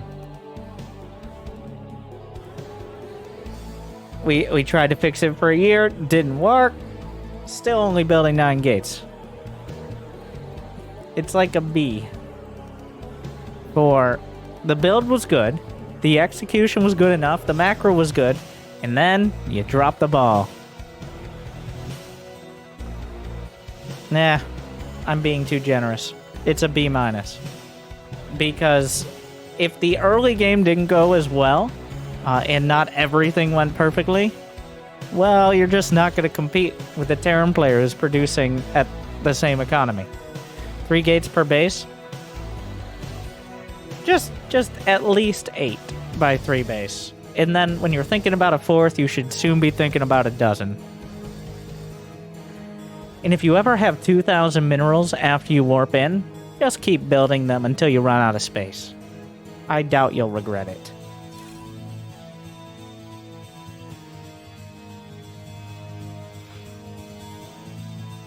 I guess it's an alright, but with a slight side of shame.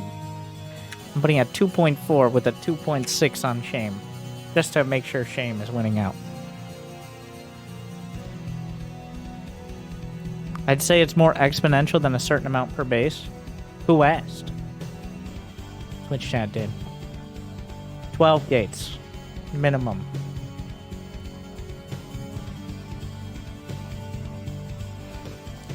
War Jar. Apologies for the smack talk in advance. We'll see how much we're apologizing for.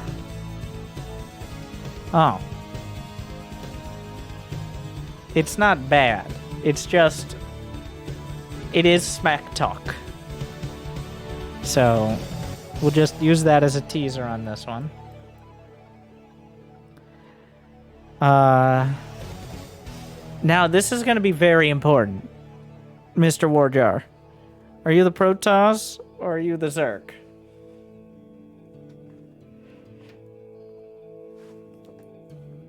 You are the Platinum Zerg. Or at least your MMR is Platinum.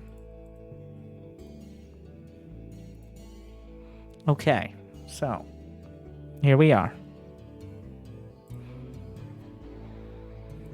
I'm not gonna spoil the rest. Diamond after the match. Ooh. Well, there. Never mind. Ida.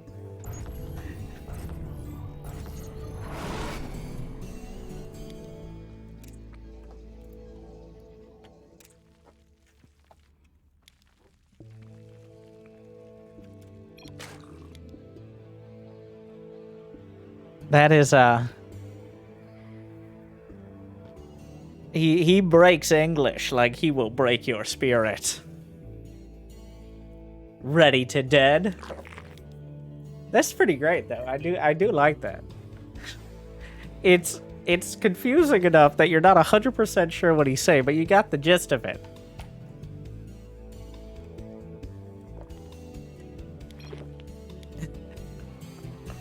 Correct. Good response.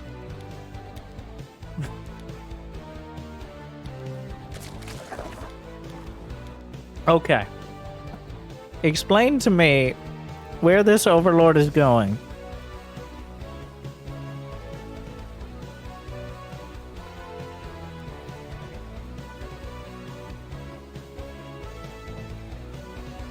Talk made me think cheese.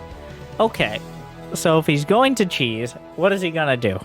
He's gonna send a probe across. He's gonna like cannon rush or proxy gate. He cannot get a probe into your base until like 40 seconds in. He's sending it out about as quick as he could, which is why you just put the OV at the natural. You just put the OV here. Just put it there, and then you can see any probes come in, and then you know there's a probe.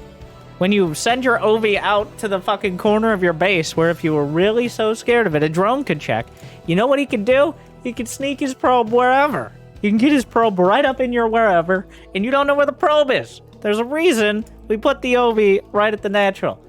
It's not because we don't want to look for the probe, it's to see the probe. Stop. Okay. And also a key point. We saw this. I love the split of games. Remember, the first game we saw from Barry, a Platinum Zerg. His opponent did anything. Barry then responded with everything. Barry was like, I'm gonna get Zerglings and Spore Crawlers and Aspire and Hydralisk. Oh my god, I'm a reactive race. Okay, I'm overreacting.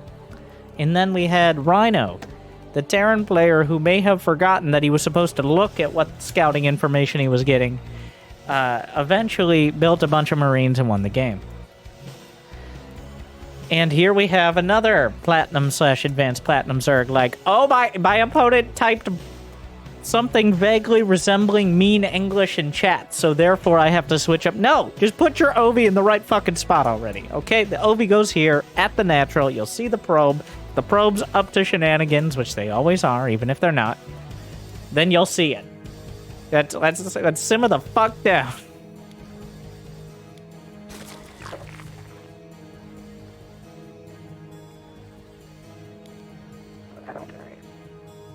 By the way, there's a probe. It's there. Okay. But are you gonna see it? No. You see, you are actively not seeing the probe. That probe could have built a pylon down your ramp. You don't know. The Overlord would have been about here by the time that probe comes in. But instead, yeah, I bet you're going to send a drone or two down. You're going to be like, oh my god, where was that probe? I didn't see it. Well, no shit. Also, what is this OV doing?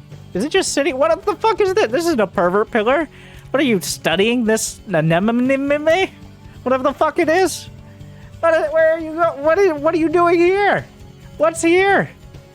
A proxy Stargate location or some shit? Like, no, you go across, you float across the map.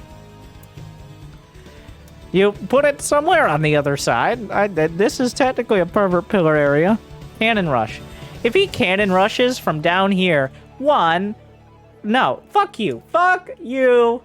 Fuck, like, Overlords are the slowest unit in the goddamn game. They're slower than queens off a creep. They're slower than flying buildings. Like, I bet they're slower than a fungal Zergling.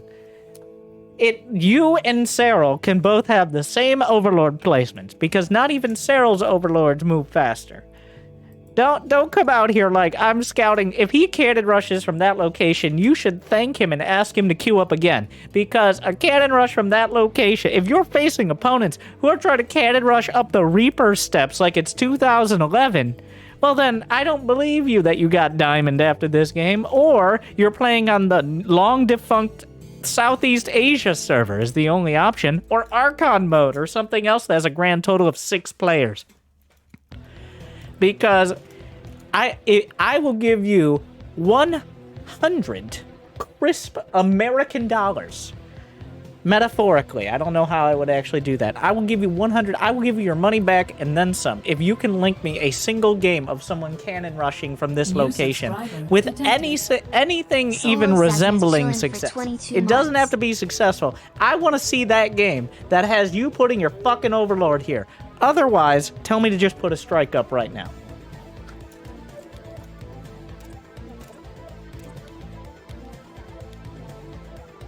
Strike, exactly. Stop thinking.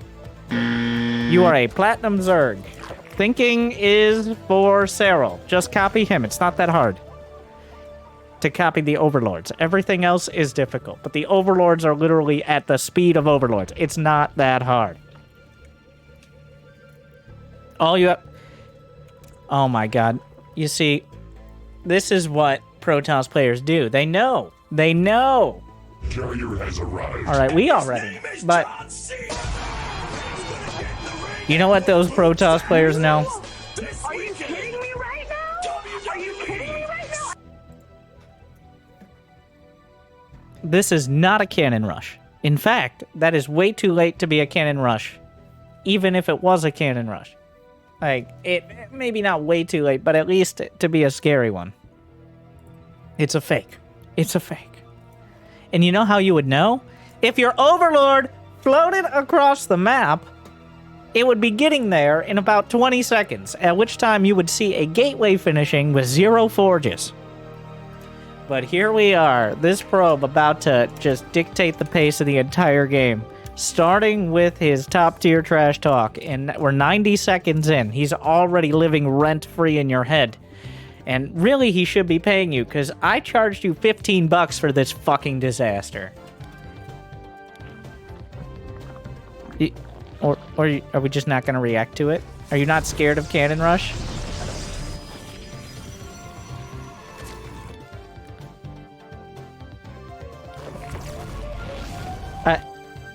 Were you not scared of it, or are you just calling his bluff? I can't... Like, you're preemptively sending things out to see a cannon rush, and then he shows you a pylon. I can't... I mean, attention deficit Zerg is the name for a reason. I'll say call bluff. Yeah. Good recovery on that one. Yeah, we'll say that. Did you even see it? Did you see it? Did you not even know? He didn't notice. He's been actively scouting.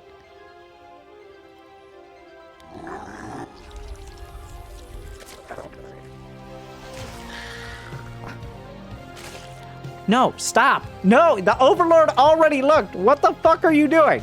Holy fuck. Jesus Christ. It's like, no, you gotta be sure. Can't trust those overlords all the way up there. Gotta get boots on the ground, or you know, legs, whatever. Just plan Zergling ASAP if it's rush. Then why scout? Also, never mind. What are you doing? Where are we going? Just play the game, bro. Just play the game. Don't play his game. Just play the game. Oh my god. Over here fucking patrolling the entire... All you had to do was send... All this is solved by sending literally what every single Zerg player has done in every single professional game of StarCraft 2 ever. Like, I'm just gonna go to the last ZVP I cast. All you would have to do, like, you don't have to follow it. You don't have to see the replay. You don't have to see anything. You can literally watch the mini-map and see where the first Overlord goes. It is the least complicated thing in SC2. Okay? So, and if you can't do the intellectual leap required to figure out like where you would put it on a different map, well, I can't help you. All right, you see the Overlord? Do you see it? Who gives a shit how this game goes? Where is the Overlord going? Where is Reynor's Overlord going against Neeb? Is it sitting outside his base watching for a cannon rush? Is that what it's doing?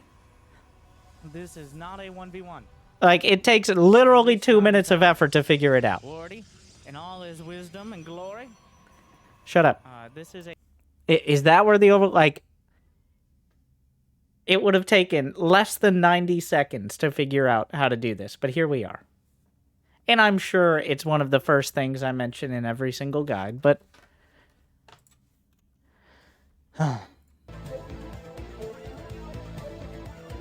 because it's literally one of the first things you do in every single game. But we've managed to fuck that up. I'm always impressed by how creative these Zerg players can be. Oh yeah, a lair. Okay, so what's the lair for? What are we doing with the lair?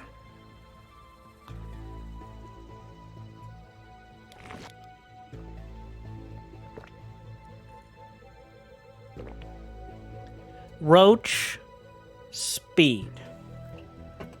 I'm sorry, Jimmy. Enhance.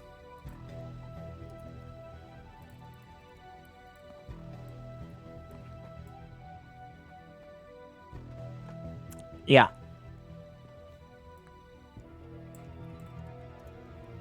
Okay. Why? So we're rushing roach speed. Confirmed. Shma1 just donated $20. Why? I tried your suggestion in Mech TVZ.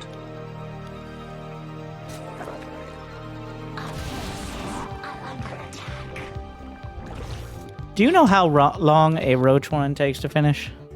By the way? No. Okay, so let's do the math here. A lair takes 57 seconds. A roach one takes 39 seconds, which means it takes over half the time a lair takes to finish. I don't know, just trying to max roach hydra. Okay, do you, like, fucking...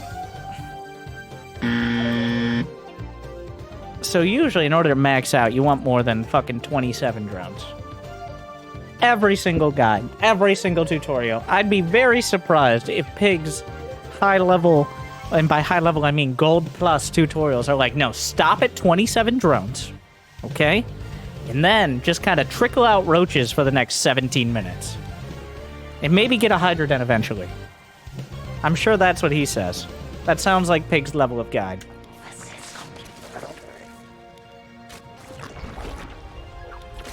We're somehow going to afford double Evo chamber. Okay.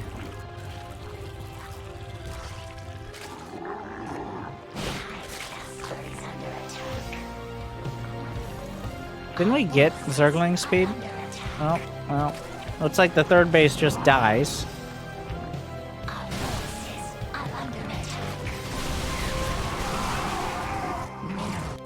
And the roach speed is going to kind of pay off. Now, could it have paid off better? I mean, obviously. Was there any way to scout this? No, of course not.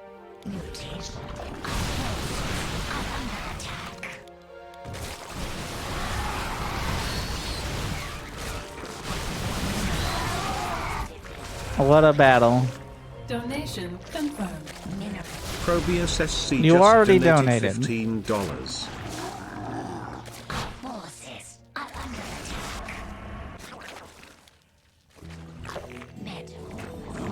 It looks like this is another one of those, like... Where is it? I think it was Reddit. I'm not 100%. But, let me see.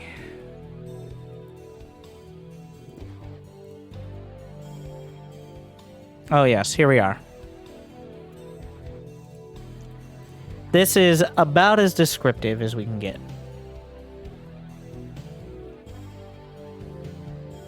This is what I'm seeing here. Very nice build you have.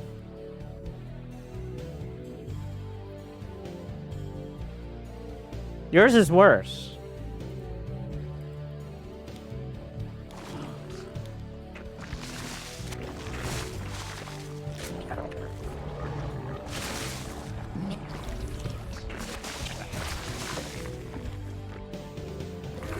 Now we're eventually getting to the economy and the unit composition and the upgrades that we're supposed to have.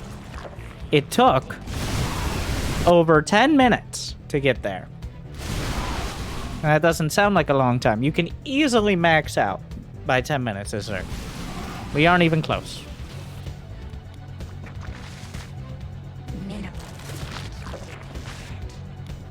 Mutation complete. Thankfully, detection requiring is like a key component of every low-level game. Is hoping that they F2 their detection into your anti-air. Well, that's a good sign.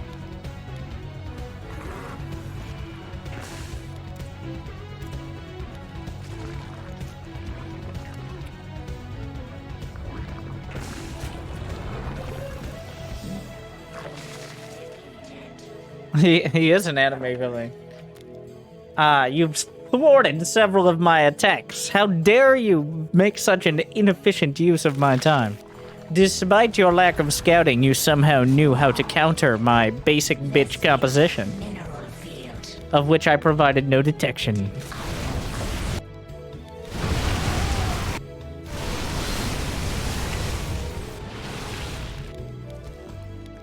Vipers, in case you wanted an actual answer. It's Vipers.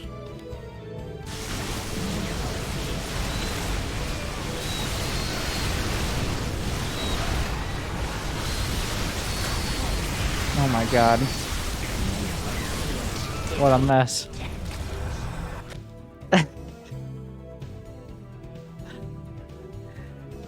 You know, whenever this happens, I look at my keyboard and I'm like, was that a misclick? But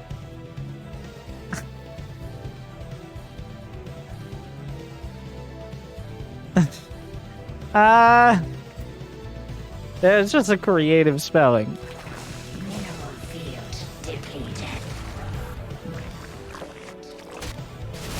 Are you a caps lock or a hold down shift? Are you a barbarian or are you a learned individual? That's holding down shift, of course. The pinky play. I do like the trash talk. This is some true premium trash talk because neither of them is winning. Like, they both are well away from a decisive victory. Caps lock on accident. Ah, well, of course it is.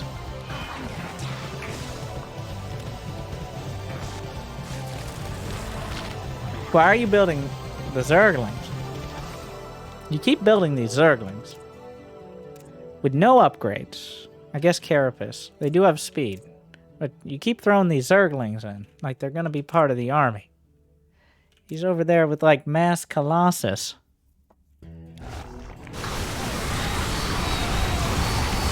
It's just a nervous tick, like caps lock. Okay. Well, that was a decisive one.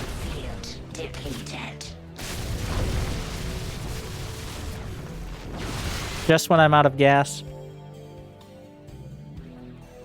Ah, yes.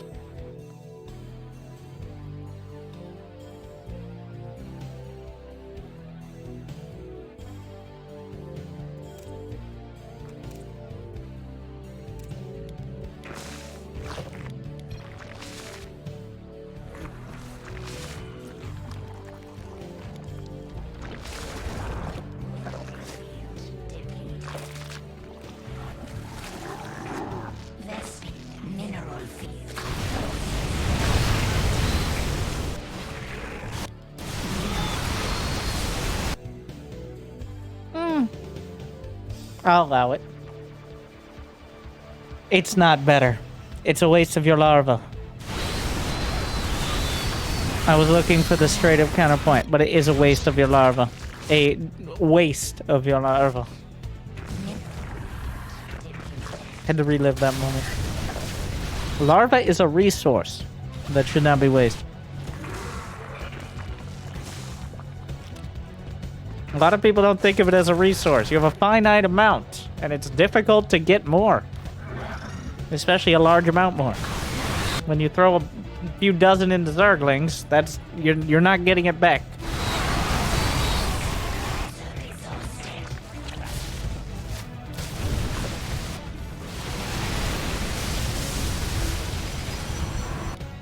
You waste. Move your Colossus. This is alright, somebody like put this on the company wall.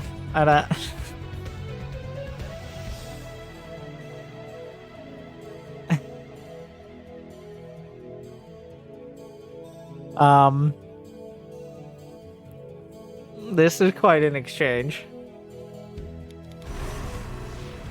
You defeated me, you noob! You've wasted your time defeating me, you fool! Little do you know!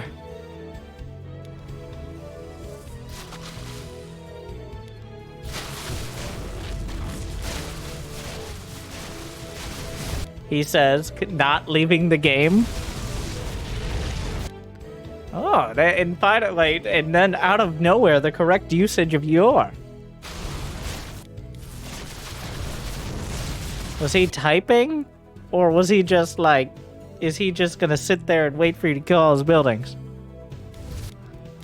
Nah. Oh. I'm actually in placement. I give the game, you never quit the game. Ah, yes. I lost, so that way you would not quit the game. This is quite a swerve here. That's why I did like a 6-gate all-in to try to kill you at the 6-minute mark. That's why. So that way you wouldn't quit. Aha, little did you know I was actually on your team. The winning player, you noob. And then he quits the game. Indeed, it is not I who lost. It is not you who won, but in fact I won because I lost. Ah, yes. It was me who was on the team the whole time.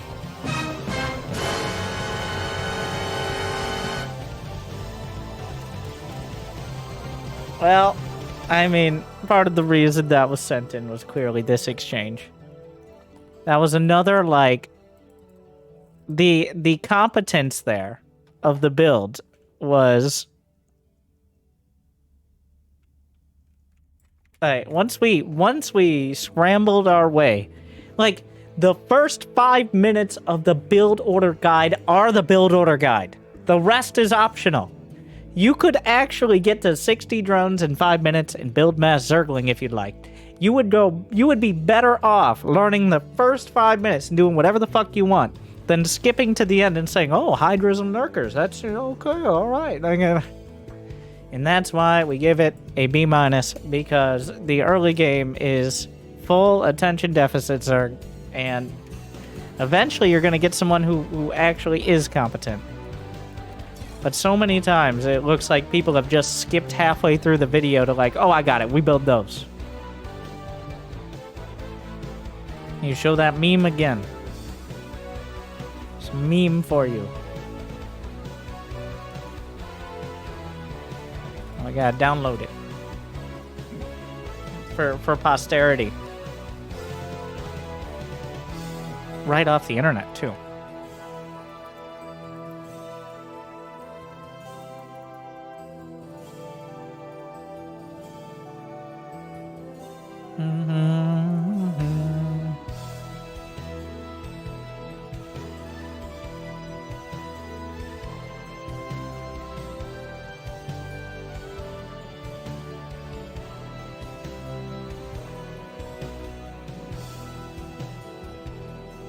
There you go.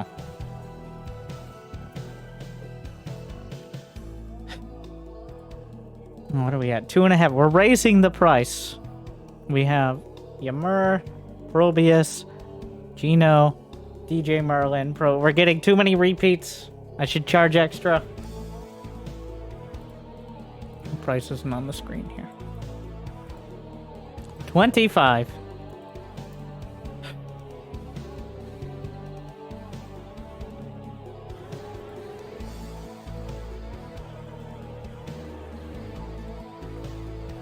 Started getting into StarCraft 2 1v1 because of you. Looking forward to some feedback.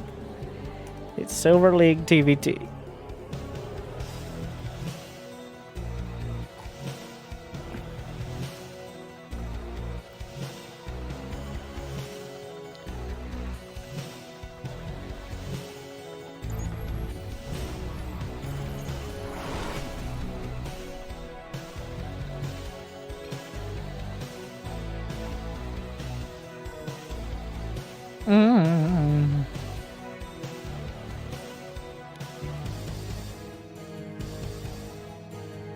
Disaster.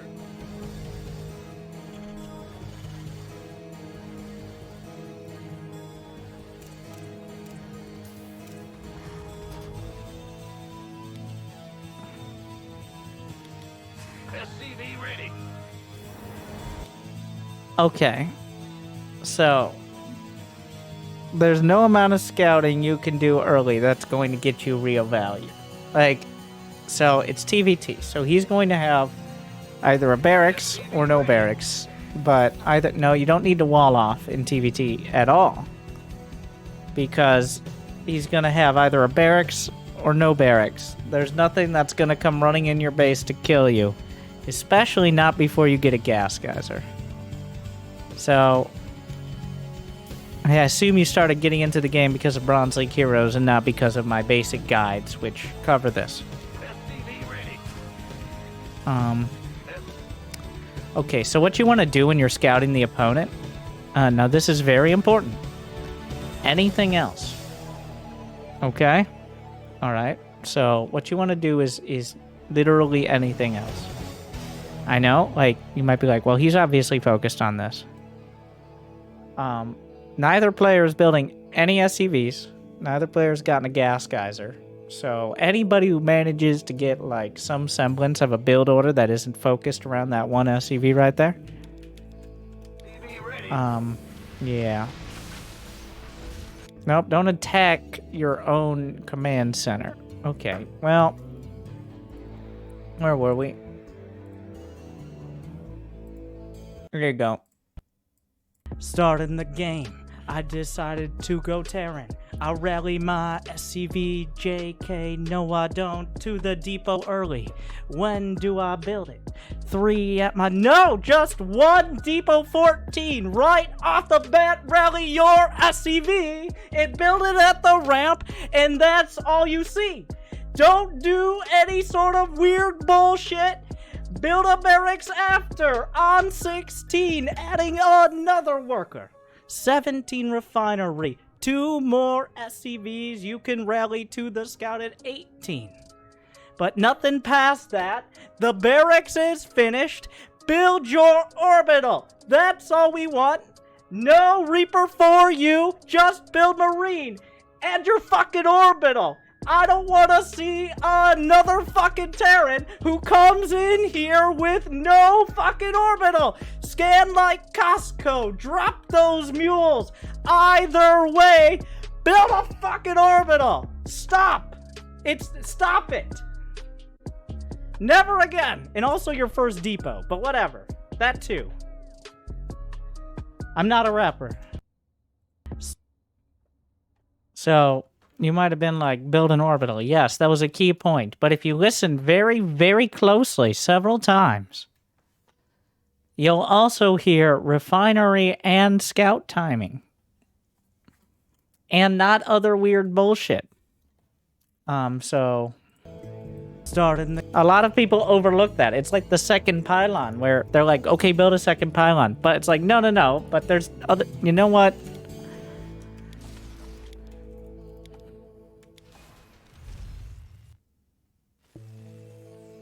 No, you don't get creative. So none of this is building an orbital. None of it. Like, you should be able to make it to the 2-minute mark without trying to figure out what to do next. And if you're not there yet, maybe it's time for some games against the very easy AI. Because you gotta make it to 2 minutes without looking through your Prima strategy guide or clicking on your SCV and trying to figure out what to build next. But that is clearly what we are doing here. And still coming up with very little.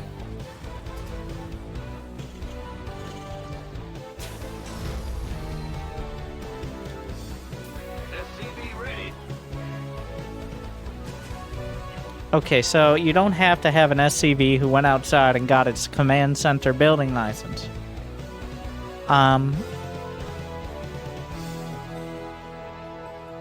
Yeah, you're gonna need...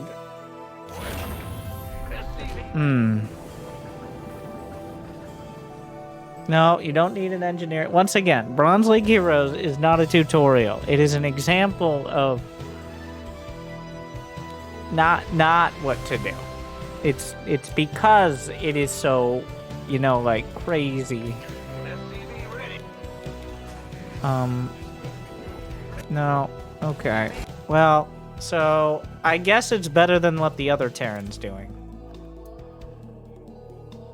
Which, not like, it's tough. It's tough.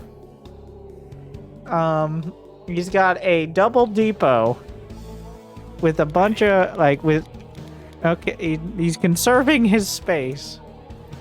All right, fuck it. Welcome back to Bronze League Heroes. We got Ymir over here building. He's got some barracks, he's got engineering bay, and his opponent on the other side, Wes is, he loves bunkers. And that's about it. That's really all he loves in life, is bunkers. He's got a lot of bunkers. And that mostly just, but really just, the vast majority of what he has are bunkers. So Now, Ymir, following up, as he's heard many times, the Ghost Academy, a strong option, a strong choice. We've seen that a lot in pro games lately. We're not going to go too much into detail about that. +1 armor is one of the top 2 upgrades to start with, as well. As well as combat shield, which is also in the top 2 out of that tech lab. Meanwhile, a factory and a starport for Ymir, which are definitely 2 buildings as well. Meanwhile, so the bunkers have almost reached critical mass. Wes, really lacking in an engineering bay, personally, I think, as he's missing out on that opportunity to go for Neo-Steel armor for the bunkers, which is a big part of their effectiveness in the later game. So, could probably learn something. You could always just build more bunkers, is an option, which would kind of fill in the gaps as well. That's on the table. The Ghost Academy is one of the most aesthetically pleasing buildings in the Terran arsenal. We many years ago, some of the SCVs said that our children should not learn about ghosts because they're too spooky and scary. So they no longer teach anything at the academy. So we're not sure exactly why it's there, but everybody agrees it looks pretty cool. And that's why we still build them. And then a sensor tower you don't want it in your main because of the 5G, which is bad. It's very bad. Think of the children. That's how we build all the bunkers, to protect our children. All right, they say, like, we want to keep them safe, just build a bunch of bunkers. And turrets next to the bunkers. Beautiful depot placements from Wes. And there's that Neo-Steel armor. He's got the timing. We got the double bunkers. We got some Whittle mines. And also, like, at the beginning of the game... Ah, yes. The sensor tower command center block is definitely... Yeah. There it is. Definitely one of the placements for that. High-sec auto-tracking. As well. The bunker count is 11-0, so a decisive advantage for West in this match. A nuclear missile! Just in case you need even some ghosts. He discovered the ancient technologies, another sensor tower. And Ymir has now cut off like 90% of the potential attack options. Assuming that he watches the minimap. More forward operating bunkers have been set up. The SCVs queuing up, splitting everything here. We're passing the 10-minute mark, and so far, still no vengeance gathered for that first scouting SCV of Ymir. He is building up an army with which to assert that vengeance later on, though, I'm sure. But, of course, knowing that the bunkers, or knowing that the nukes are an option, that is why Wes has been so focused on the bunkers, clearly, yes. I'm sure it'll help. As we go to the 11-minute mark, we got some more turrets. Just zoning out his opponent here. Some Whittle mines out there. Interesting to see the varied choices of these players as they go about this mid-game. Like, it's Terran versus Terran, which a lot of the time can lead to some very similar looking armies, but this is different. So the armies right now are 1 nuke, 5 medevacs, 2 liberators, 5 tanks, 4 marauders, 35 marines and 6 ghosts up against 24 Whittle mines and 65 marines, which is a number as well. Well, those.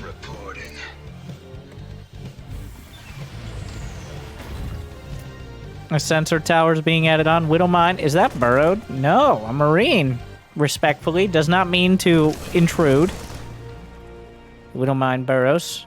That Whittle mines by the sensor towers. Whenever those SCVs come to do some maintenance, they will encounter them. An unhappy surprise.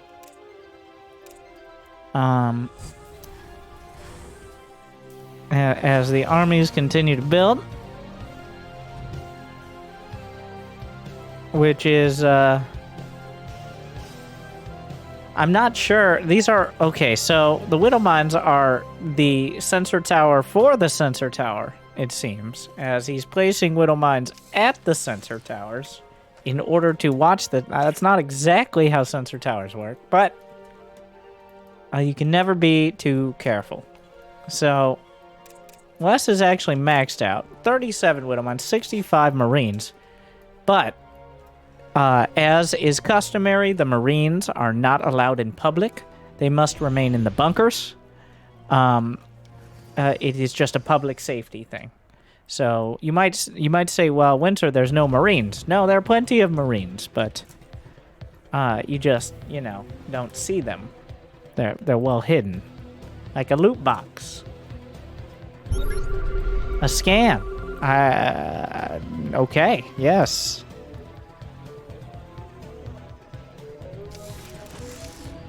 Stim, the classic 17-minute stim timing coming up here for Ymir, who's maxed out at 164 supply.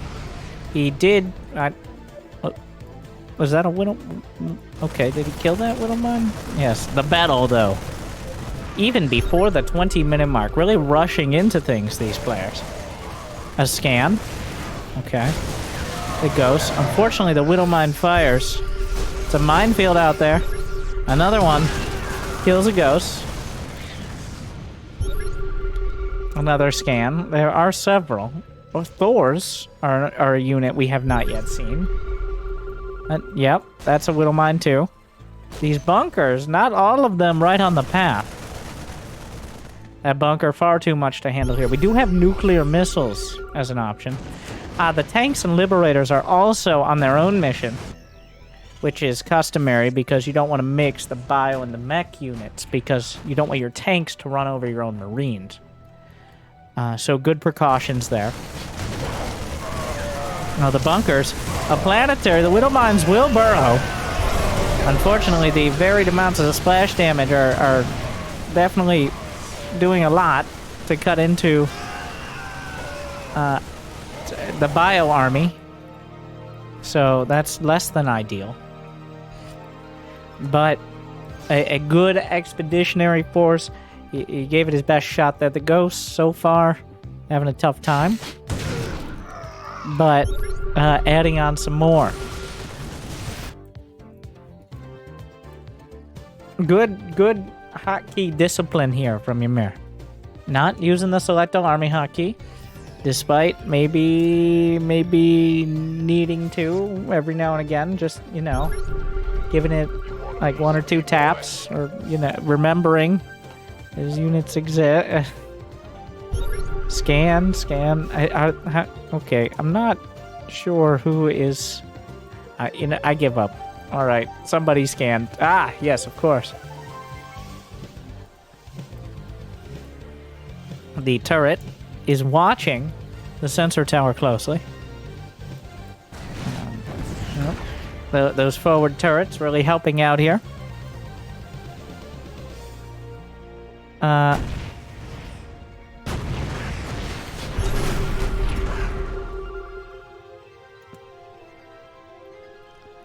Go learn, me pathetically trying, go learn a real build. How dare you? How dare you? Don't you remember actually enjoying this game and not getting salty when somebody did something that in your mind actually kept you from doing the one build order you pretended to learn kind of poorly? Okay? Aren't you sick of doing a poor impression of players who have spent a significant fraction of their life practicing the same fucking thing over and over and over again, only to flounder in front of someone who has room temperature IQ and happened to be in the right place at the right time? Aren't you sick of losing ladder points, ending up at a higher rank, and then realizing the rank bug is the only reason you're in Masters? And even though you are technically in Masters, you're also not, because you're 2800 MMR. So what I'm trying to say is, how dare you? What we're watching here is StarCraft. This is StarCraft. And you, on the other hand, are just mean. So don't be mean. Be an ally. Okay? Play a team game. Don't take your salty 1v1 StarCraft bullshit.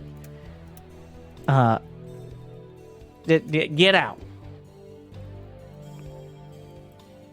Trying to figure out how to move forward. Oh, you gotta press up on your thumbstick. Gotta. Or you could maybe bind it to the D-pad as well. That might work.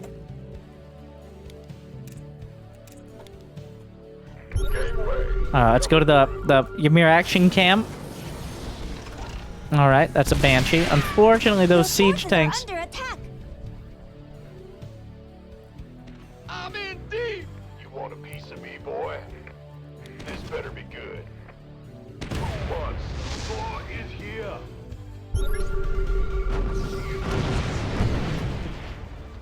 Looks like we accidentally killed the Little Mine. The Banshee, on the other hand. So that scan wasn't a total failure. Armed and ready.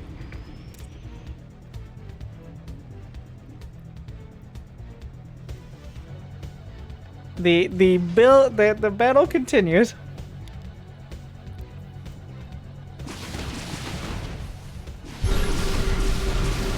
Those Banshees almost got him with the first try. The second try almost. Okay, yeah, well, there it goes. Do we have another scan? Yeah, fourth try's the charm, like they say.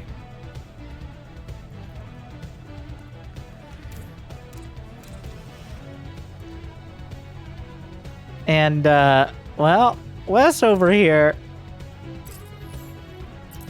at nearly 1 action per second, which seems a little unfair. He's got... His army composition is 24 Widow Mines, 3 Banshees, 7 tanks. We still have a nuke here. For Ymir.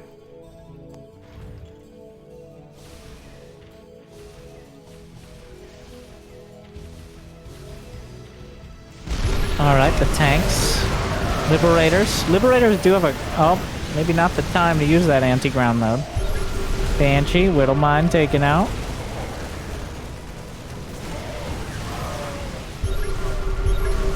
Now, the army, all being in the same place at the same time, has really increased its strength here. The planetary, of course, decreasing it somewhat. But now the bunker line is in danger. Only 3 bunkers here to stall this attack. And then the other dozen or so in the main. The tanks will siege, maybe a little late, as the army is whittled down. Some Banshees popping out, not able to cloak in time. Another one does manage to cloak. The loot box bunkers will open up. Those are 3/3 Marines against +1/+1. Just kind of +1 everything. That's where we stalled out there. Unfortunately, that Banshee getting some work done. Only a Thor remains for anti-air.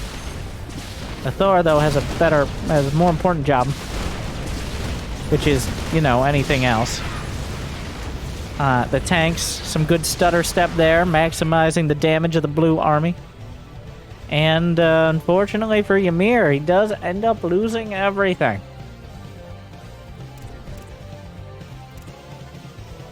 But not to worry. With 3 barracks, he could potentially produce up to 3 Marines at a time for quite a while to run out of that money, of which he has 10,900. So...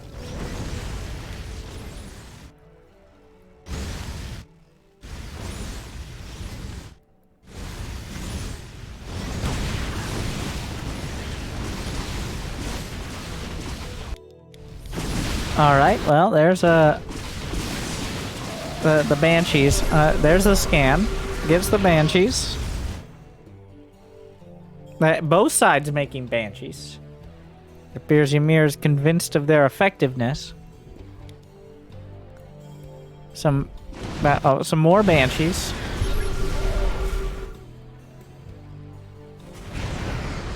Turrets. Oh, but these Banshees are coming up. More like Banshees. The Banshees get the engineering bay, though. Still 11,000. 11,000 minerals. Okay. And then some the Vikings. Oh, the Vikings hit the deck. More barracks were added. Still, reactor technology has yet to be discovered. The nuke is still in the silo here. It was just a deterrent. Unfortunately, no ability to use it here. Ooh, the Hellions are a bit much. I learned a lot, though. I choose to believe you. Now, what did we learn, Ymir? I'd love to know the top 3 things we learned. What did we learn? Just to put my angry coach stockings back on for a moment. What did we learn?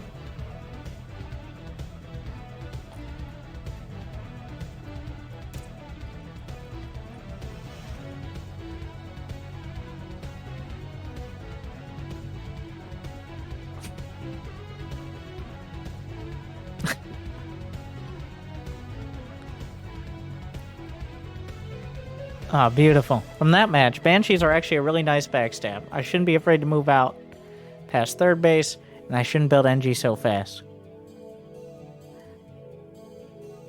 All of those things are technically correct.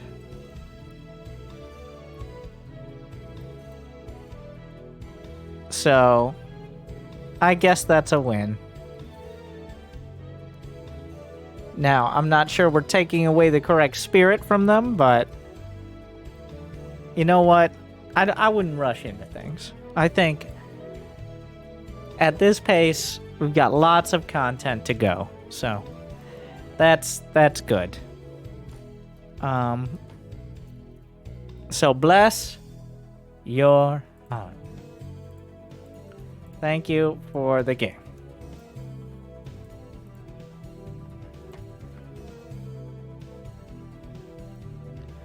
That was quite indeed something.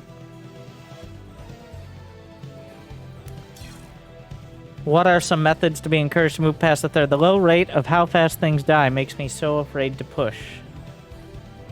I would worry about our third base timing a little quicker. I wouldn't worry so much about attacking or defending so much as building 200 supply of units at some point would maybe be something to do.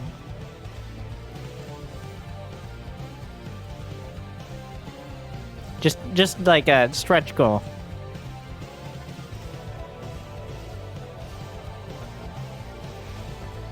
Well, here we are.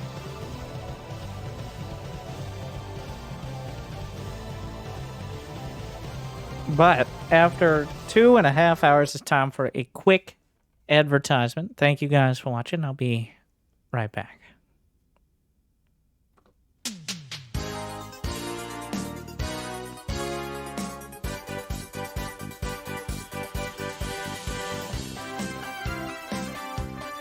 Hey everybody, I'm Winter, and I'm here to talk to you about Prime Game.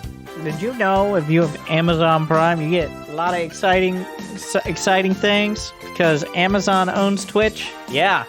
And also almost, we're not quite there yet, but everything else. Yes, but wait.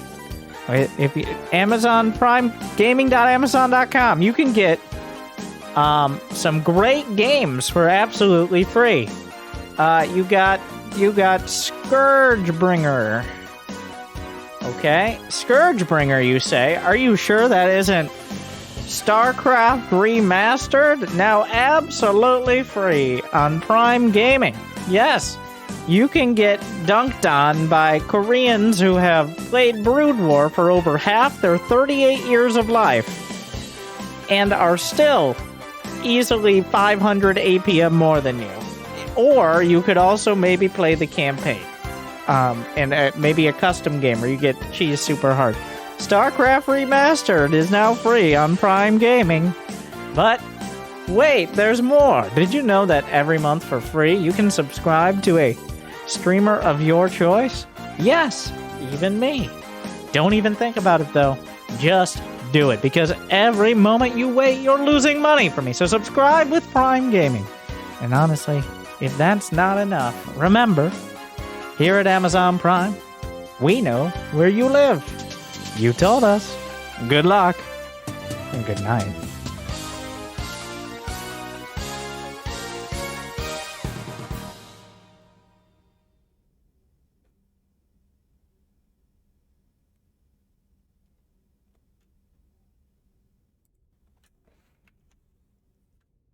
Thank you guys for sticking around. I know ads are loud and annoying, but we gotta support the content somehow. I hope you enjoy. Here we have Probius, a diamond Protoss, but always the important question.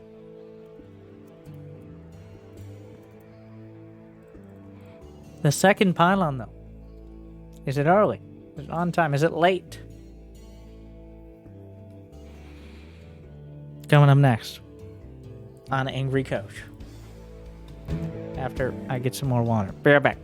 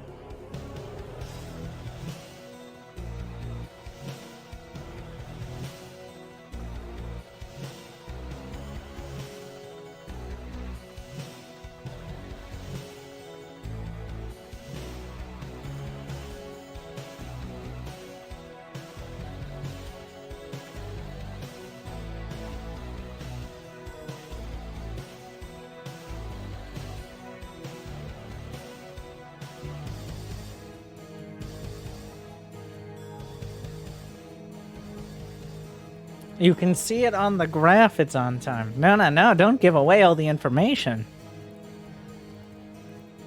Well, we'll see. The people say late. Which means maybe no gift subs for them. We'll have to see, though. Thank you, John. Why are these subs not showing up, Jimmy? I can't read graphs. I just believe.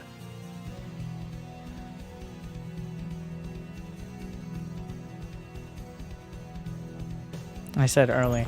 You know, we really should narrow it down. There's always the...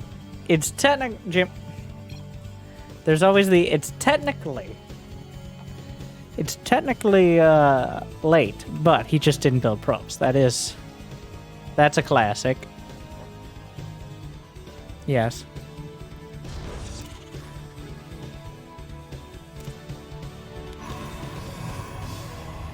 Ah, yes, we're gonna do Reaper Wall. Because that's relevant.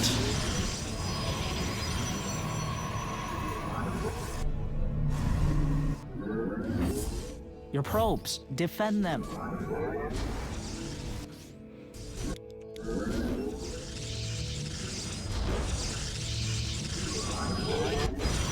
It's on time. The people, wrong. Never been wrong before. Okay, so a key part of this is if your cybercore is late because it's in the corner and you didn't build it in a timely manner, then the Reaper Wall doesn't really matter very much because he just comes in with the Reaper and kills your fucking probes. So... very lucky he just decided to target the Nexus. And he probably fat fingered it.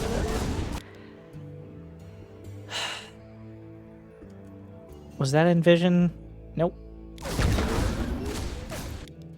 This is part of why we build the second pylon usually at the natural. So you can build a shield battery to deal with this.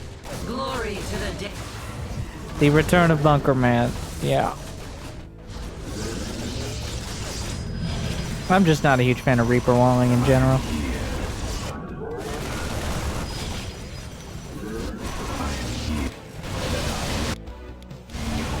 Your research is complete.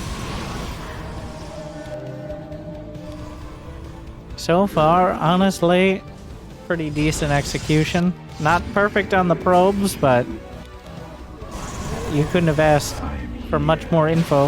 Research finished, but I'm still waiting on high-sec auto tracking. That was about perfect.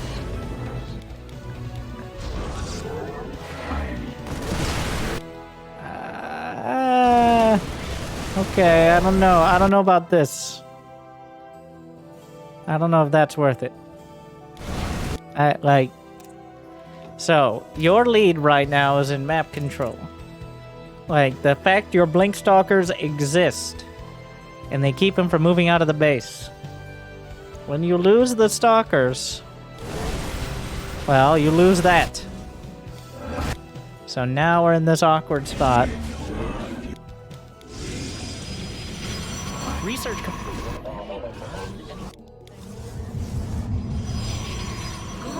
Also, you want at least one sentry for Guardian Shield. It's going to be very important. No, you can't just go Robo Bay and all these gates and third after losing your stock. Like that cluster. If you get away with it, fine. But if he moves out, there's a huge window of just not very many units. And this is about that window. Middle patch is gone, and it's not coming. Well.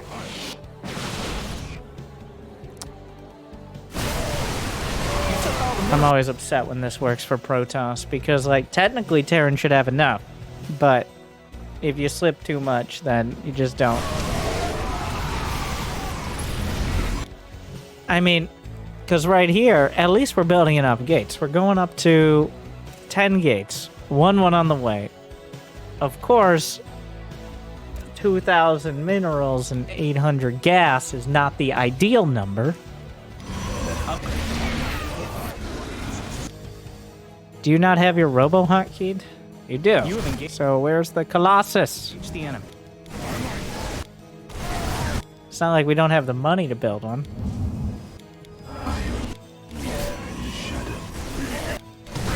I guess we don't now. Mineral.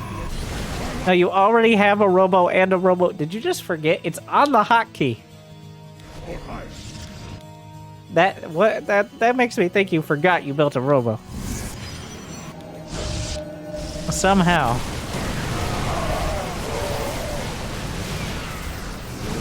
Upgrades finished up.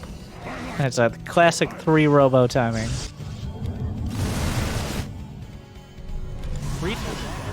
Your forces Base is All right, okay. Army and they're all mined out. Well,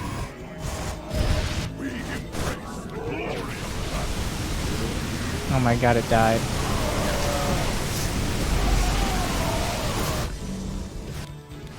This is like the only way to lose, but GG. I mean, fine. It was pretty solid on all fronts. The Colossus could have been added in quicker. The Blink Stalkers were a little questionable. The probe production was not particularly diligent. The upgrades were probably a bit late. It's a solid B. But there's no major issues. I mean, when you shut down the Widowmine drop that hard. And without overcommitting, too, a key point. Fine. Boring. Moving on. Well, I don't actually see. If people are sending it in, I don't... The Streamlabs thing is not working right. So tell me if it fucks up for you guys. Because... We're not good. I think the entire site's down. So I don't actually have... I have some of them loaded up, thankfully, so... But I may need a relink on that other one. So we have Rice of Light versus Geno, and I'm not sure which one. I know we got one, just DJ and Probius, send yours again. Which one is which?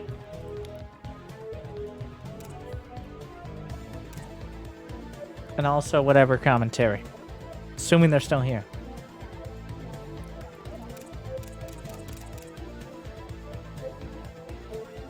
It is gold-ish.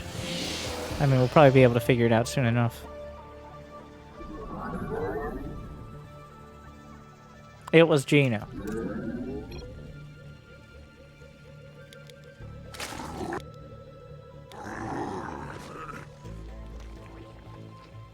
It was Streamlabs' fault. No. It was Streamlabs' fault for everything from the last 5 minutes. Not 5 hours ago when you fucked it up. You are not vindicated.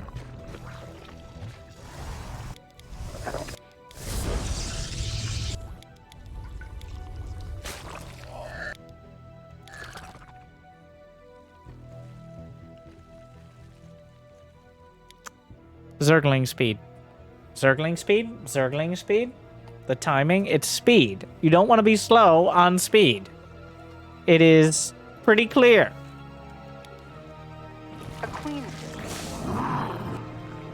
We're getting the classic, I forgot to get Zergling speed, and now I have all this gas, I guess I'll get a lair. I could count on 0 fingers the number of times I have seen Dark or Serral get a lair before 3 minutes against Protoss.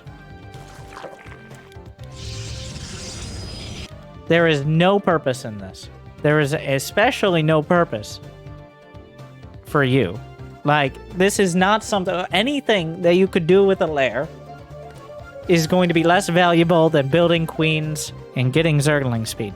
Because anything you do with a lair is gonna take more micro.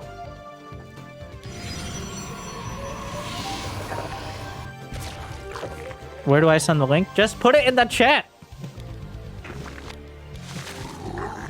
If you're subscribed, you can put links in the chat. If you're not subscribed, well, you can go fuck yourself.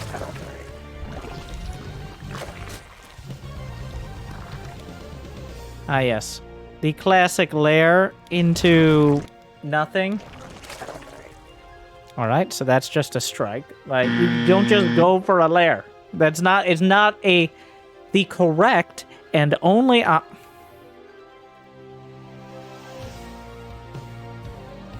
All right. What do I do then, Winter? That's a very good question. Okay.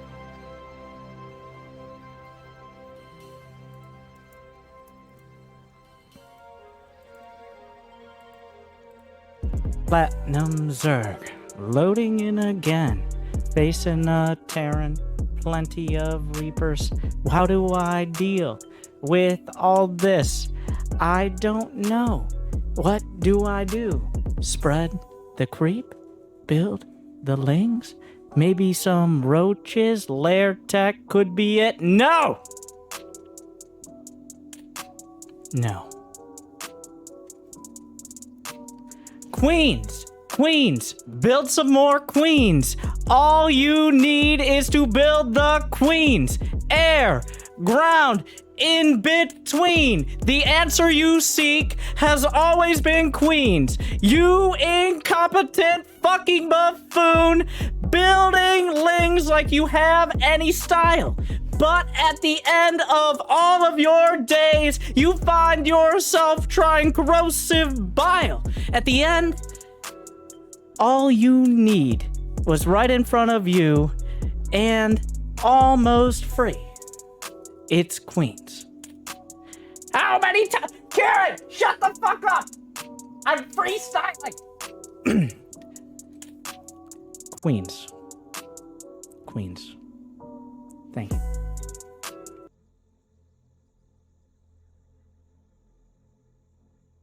Is it roaches? Is it lair? I don't know. Let's try both. Why don't we?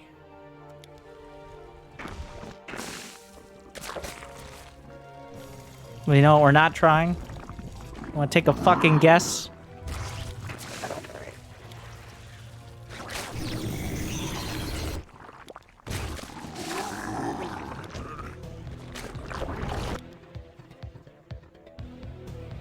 Winter, you're gonna get my wife woken up from laughter? Alright. I've woken her up before. It wasn't such a problem.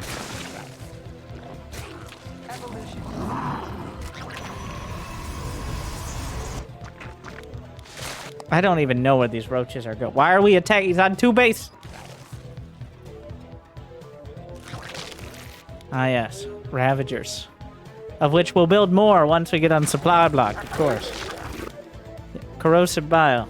I see. The brood has found something to chew on. Interesting.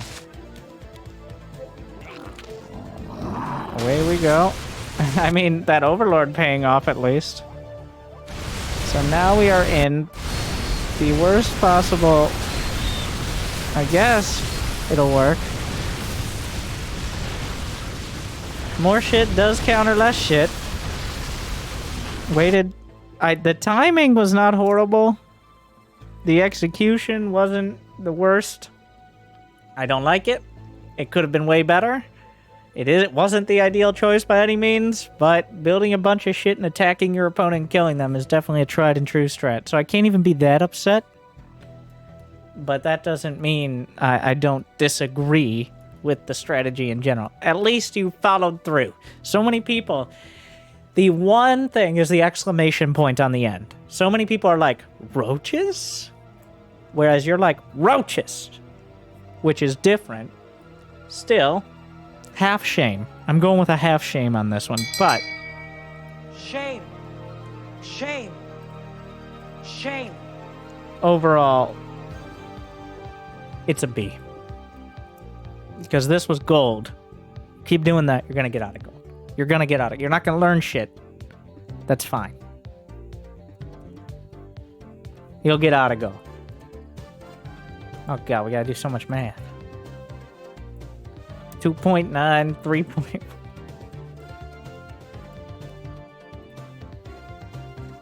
Can the chat get the other half of that shame? They can get all of it and also simultaneously none of it.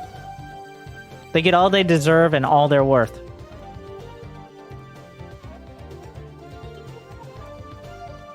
Alright, DJ Merlin. He says he took my advice.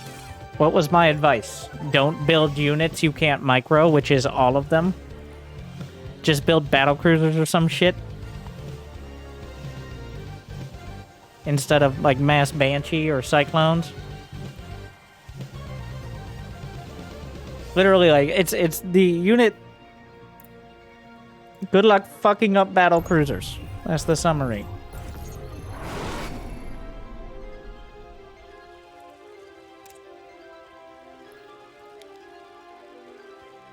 Okay. SCV ready.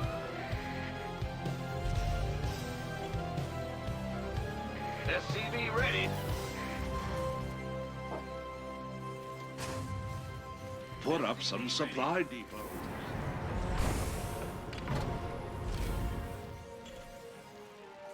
SCV ready. No, stop. What the fuck is this? What the fuck is this build? Don't pretend like you're still playing it. No, what the fuck? What are you doing? Why are you building 2 gas? This isn't TVT.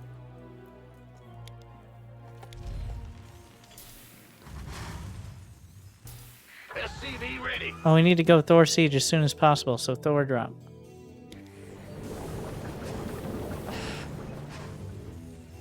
SCV ready.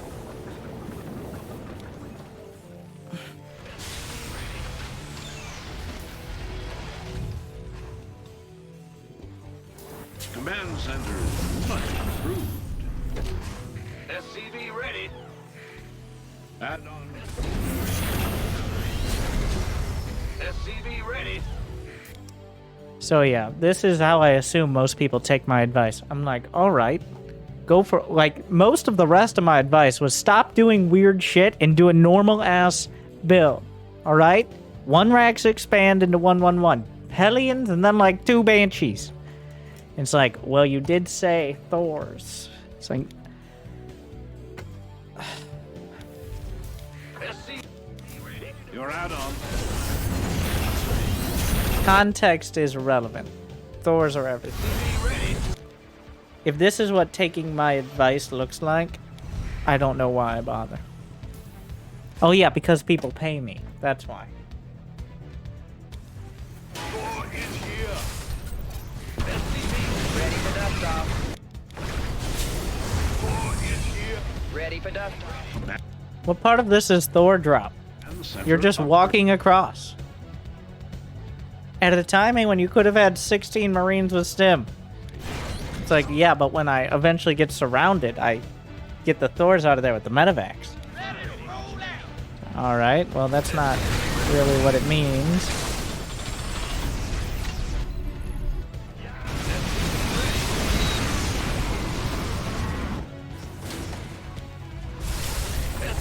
Liberation is at hand.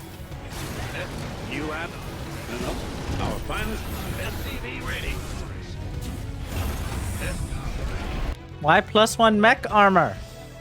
Why not weapons?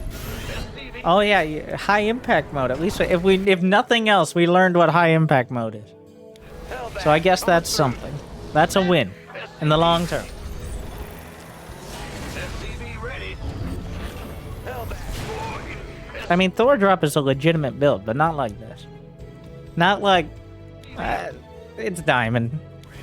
Just building a bunch of shit and not immediately getting surrounded the moment you move out is a legitimate build. Invest in a supply depot quickly.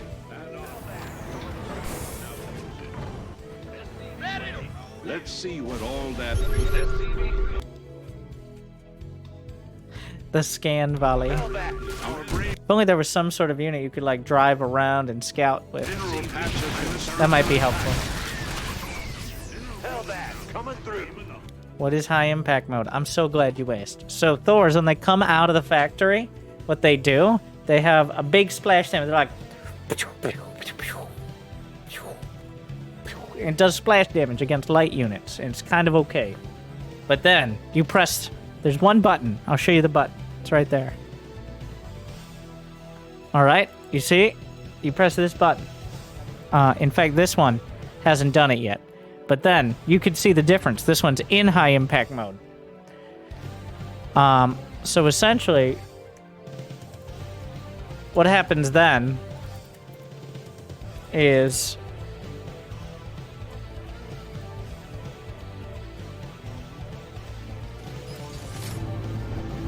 what every Terran imagines. Listen up. The IMC have developed a fold weapon. It has the core. Weapons hot.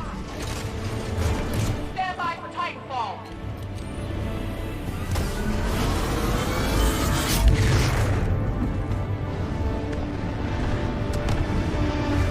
This is how Thor Drop actually works. Get to cover, pilot. We're taking down that wall. Yeah, so that's what it does.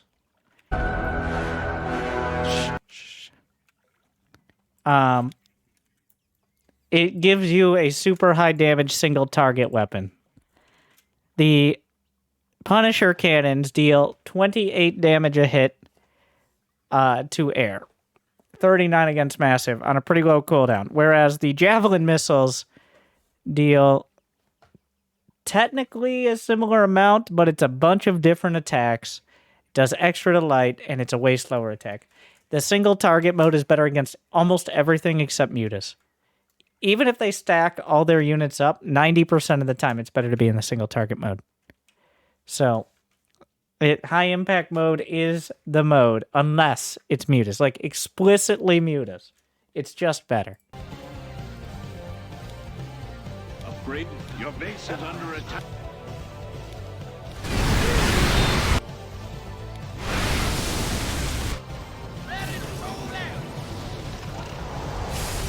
All this epic trailer for some minerals.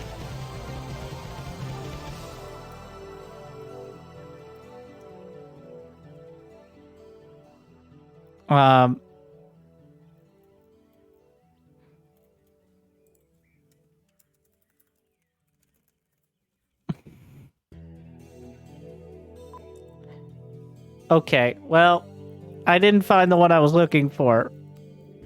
Oh, wait. Yes. Here. Never mind. I found it. You guys remember this one.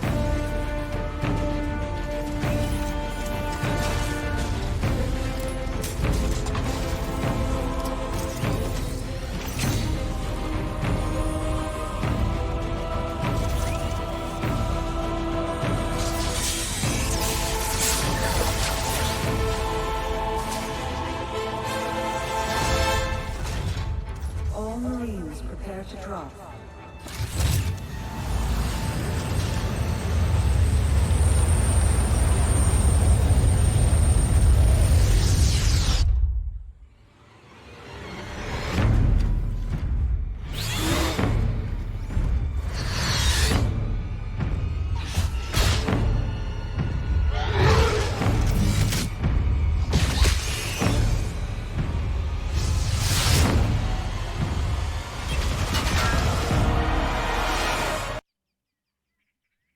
You want a piece of me, boy? Let's move.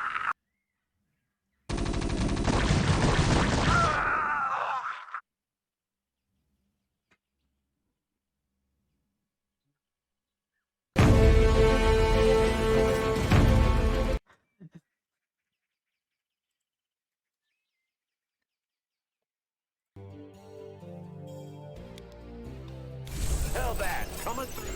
Fueled up, ready to go. SCV ready. So the army died horribly. SCV ready. Hellbat coming through. The enemy's in our base. Pay attention. There's Hellbat coming through. We jump a battle cruiser in from the starport that was like 4 feet away. Also, apparently we're going battle cruisers now. Upgrade is complete. Mineral patches.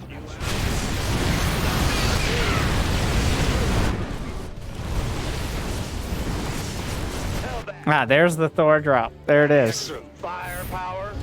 We got it. Well, it's all in order.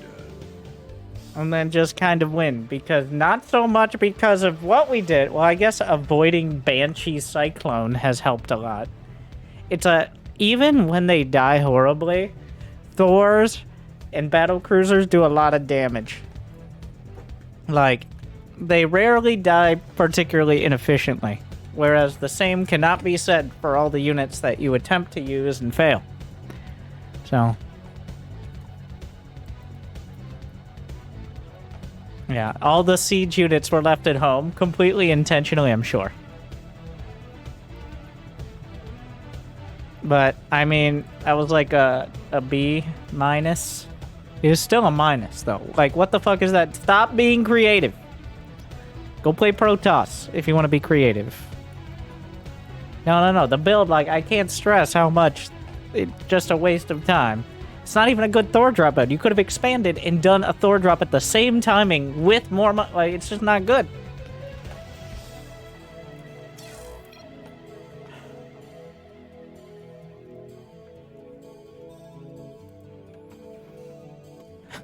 Alright, Probius, you're gonna have to link it, because Streamlabs is broken.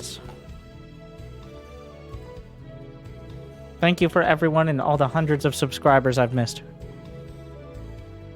Drop it. And this is our last replay, partially because Streamlabs says so. So, what that means is,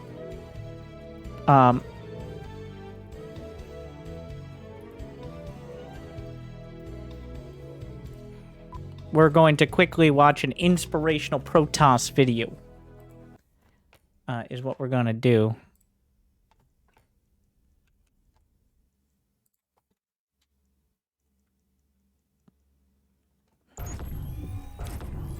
I know you guys like Protoss. A lot of big Proto fans out there.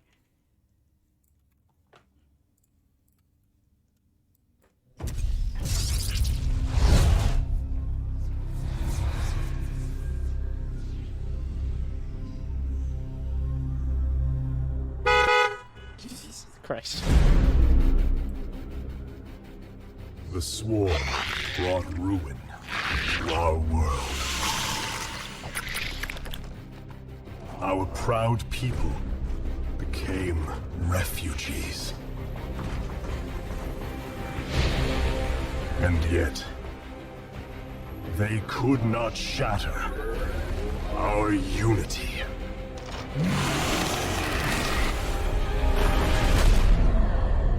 For we are bound by the Kala, the sacred union of our every thought and emotion. What could go wrong? Oh yeah, in the Legacy Beta, Corruptors could caustic spray units. Fun fact. Oh yeah, Probius is in this one. That's Probius! I knew there was a reason I thought of this on top of the head.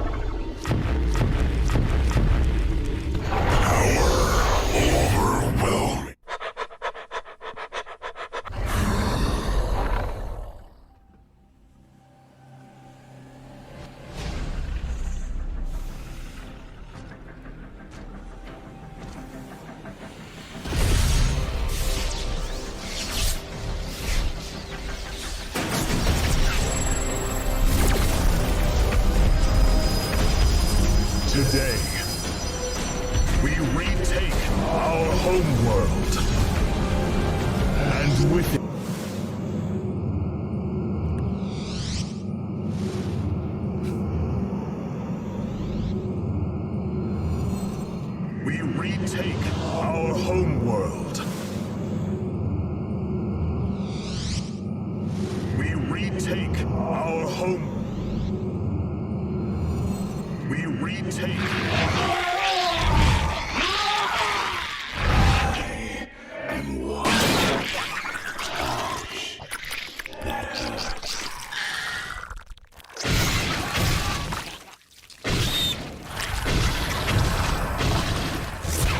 Ah, yes. The good old days. We just slap overcharge on the pylons.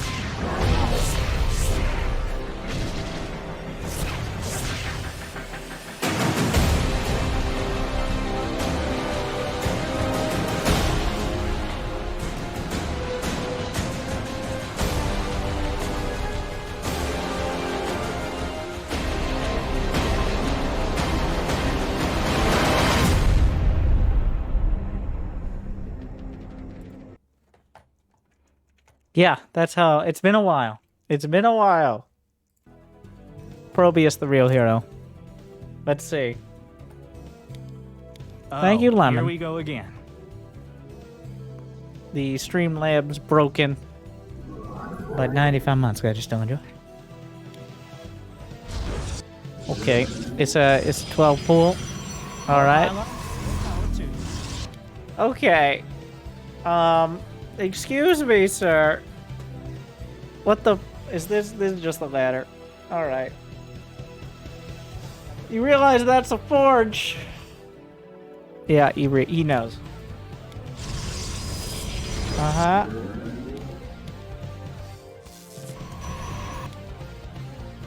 I didn't feel like playing PvZ. Well, that's probably why he's going for the pool first. He's sick of your shit.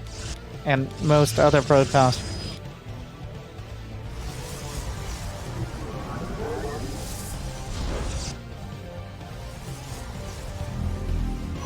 You know, if he doesn't have... He had a gas, by the way. So... It's a bit of a giveaway. So what happens here is now you have to play an even more drawn-out game. Because you are the... No. Okay.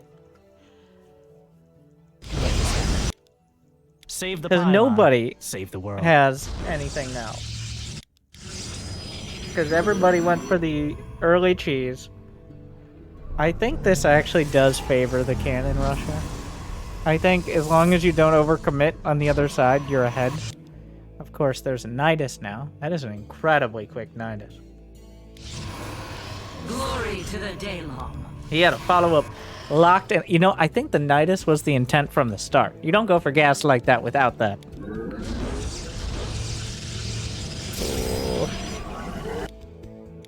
Oh, Lord. Oh, Lord.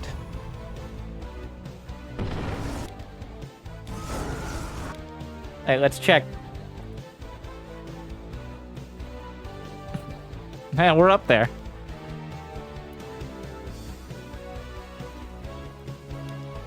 Oh, whoa, what's that? Your base is crumbling under enemy attack.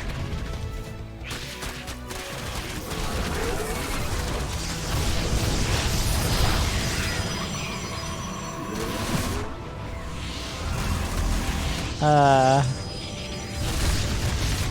firstborn shall research finish. I think at some point you just take the back base and you call it a day. Like, it's gone. It's gone. It's under attack. Glory to the Daylong. You just try to get a sentry.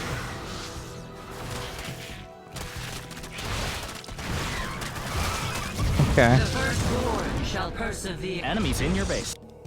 Why do you build 3 spores? Because there was a Stargate building. Didn't finish though. That was maybe a bit much. I'm not sure if that's 3 spores or if it... Yeah, it's 3 spores. The Stargate was the scariest.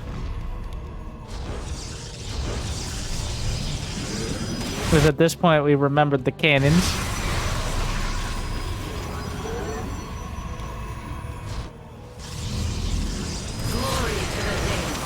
Well, this is happening.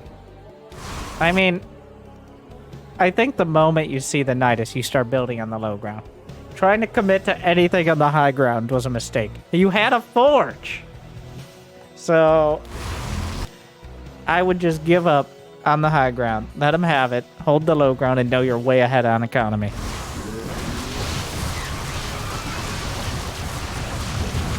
And then maybe you have cannons to bar the ramp as well. Instead of whatever the fuck this is.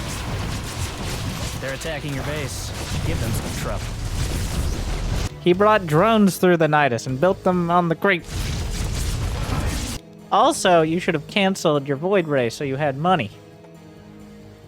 That's actually a pretty huge mistake, is not having that extra 250 minerals and 150 gas.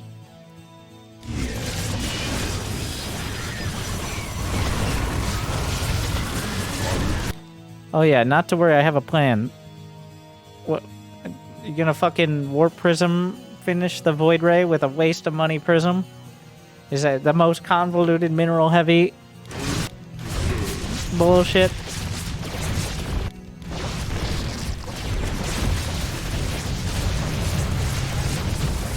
The spines are pretty good. Like, the fact that he made any progress, the spine. This guy came prepared. This was not a reaction. His build was a Nidus Rush. Okay, it was not a reaction to the Cannon Rush. It was just a happy accident. He was ready. He was going Nidus Rush before the probe showed up.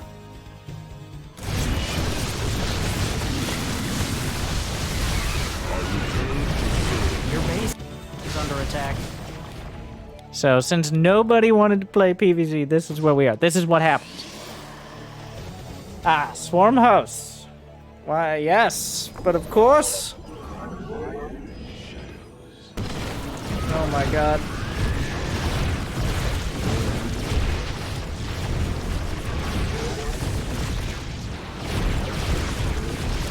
That's a lot of creep tumors. This is quite an experience. Like, I don't think you've handled it horribly. Well, you're not dead, but I think giving up the main and consolidating at the natural earlier would have saved many headaches.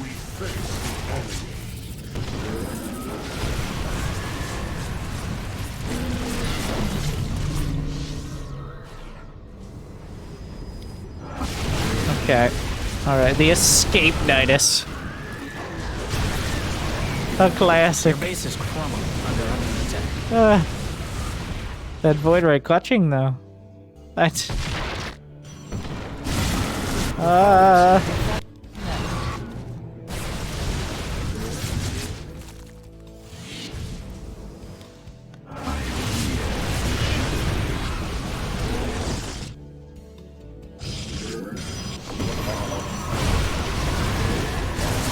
Oh my, that's a lot of swarm hosts. Get out! I'm rooting for the swarm host here. Oh, you fool. Oh no. Well, actually, what a mess this is. This is an absolute disaster.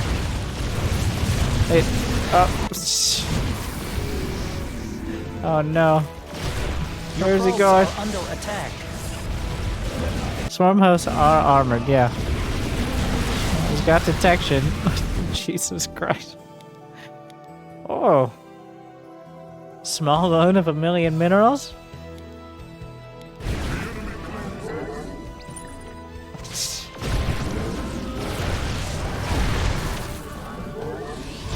They're attacking your base. Oh my god.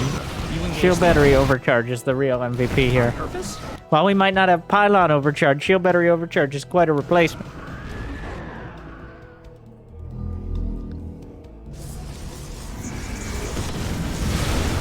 Oh my god. Jesus Christ.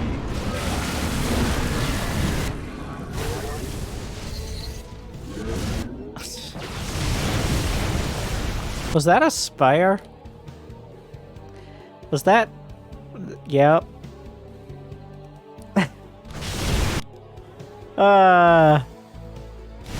Well, that is fortuitous. Maybe he'll think it's a spine and back off.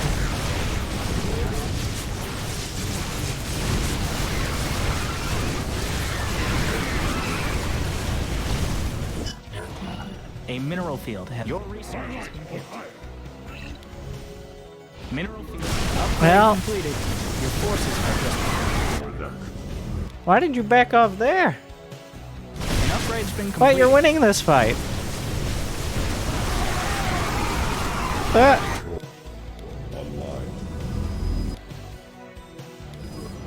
charge lots are dead. Yeah, but it's just Zerglings.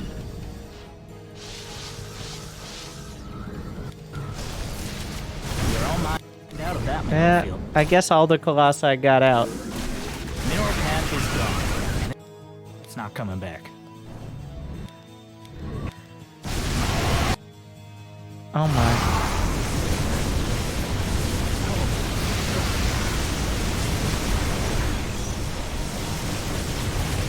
Well, this was a game. There's not much to learn here. I mean, you went for a cannon rush, and then this happened, and then you sent it in. That was the whole process. Now that's the commander I've been waiting But here we are. Teleport successful. Your probes are mine that guys around. Hope you didn't need yet. Oh, the double Hydra Den. A classic tactic.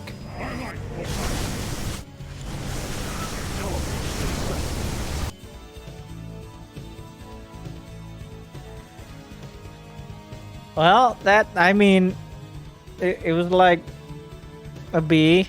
A lot of bees here towards the tail end. And since Streamlabs broken that was the last one. What a boring ass game. Shame on you for sending that, but also it was kind of entertaining, I guess. So, no, the other guy had already left a long time ago. Okay, that was, he knew what he was doing. No, he knew it was gonna send it. That was from 20 minutes ago. Okay, like 2 hours.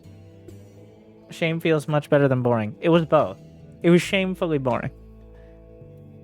But that wraps up 3.5 hours of the Angry Coach Marathon. So I hope you enjoyed. And that means we just have time for... Hey, bitches! Wake up! It's the end of the video! Yeah! You thought you could just fall asleep right in the fucking middle and let Loco's video autoplay? Well, fuck you! Because here we are, after 3.5 hours of a few interesting games and mostly boredom. We're here at the end. You missed out. Yeah, you weren't paying attention to that. Remember the Bronze League Heroes game? Or just like making mech units, but somehow not making the good ones, and then eventually making the good ones. Oh, what a twist. And then there were also some Protoss, but all the Protoss were like tongue-in-cheek, like, hey, Winter, I know what I'm doing, but you might want to check this one out because I have disposable income. and everything in between. Yeah, those were some real exciting games. And that another very acceptable Angry Coach Marathon. So, hopefully you enjoyed. Make sure to smash that like button and, actually check out other videos and shit, because they exist. You got Low APM Challenge. You might be like, Winter, are you going to continue that? You stopped. You're like Diamond. It's like, are you Diamond? That's not the point. I don't actually play. It's just good entertainment. To which I say, well, hopefully this was as well. So, thank you for watching. I hope I made your day a little bit better. Good luck. Have fun. I'll see you next time. Stay tuned.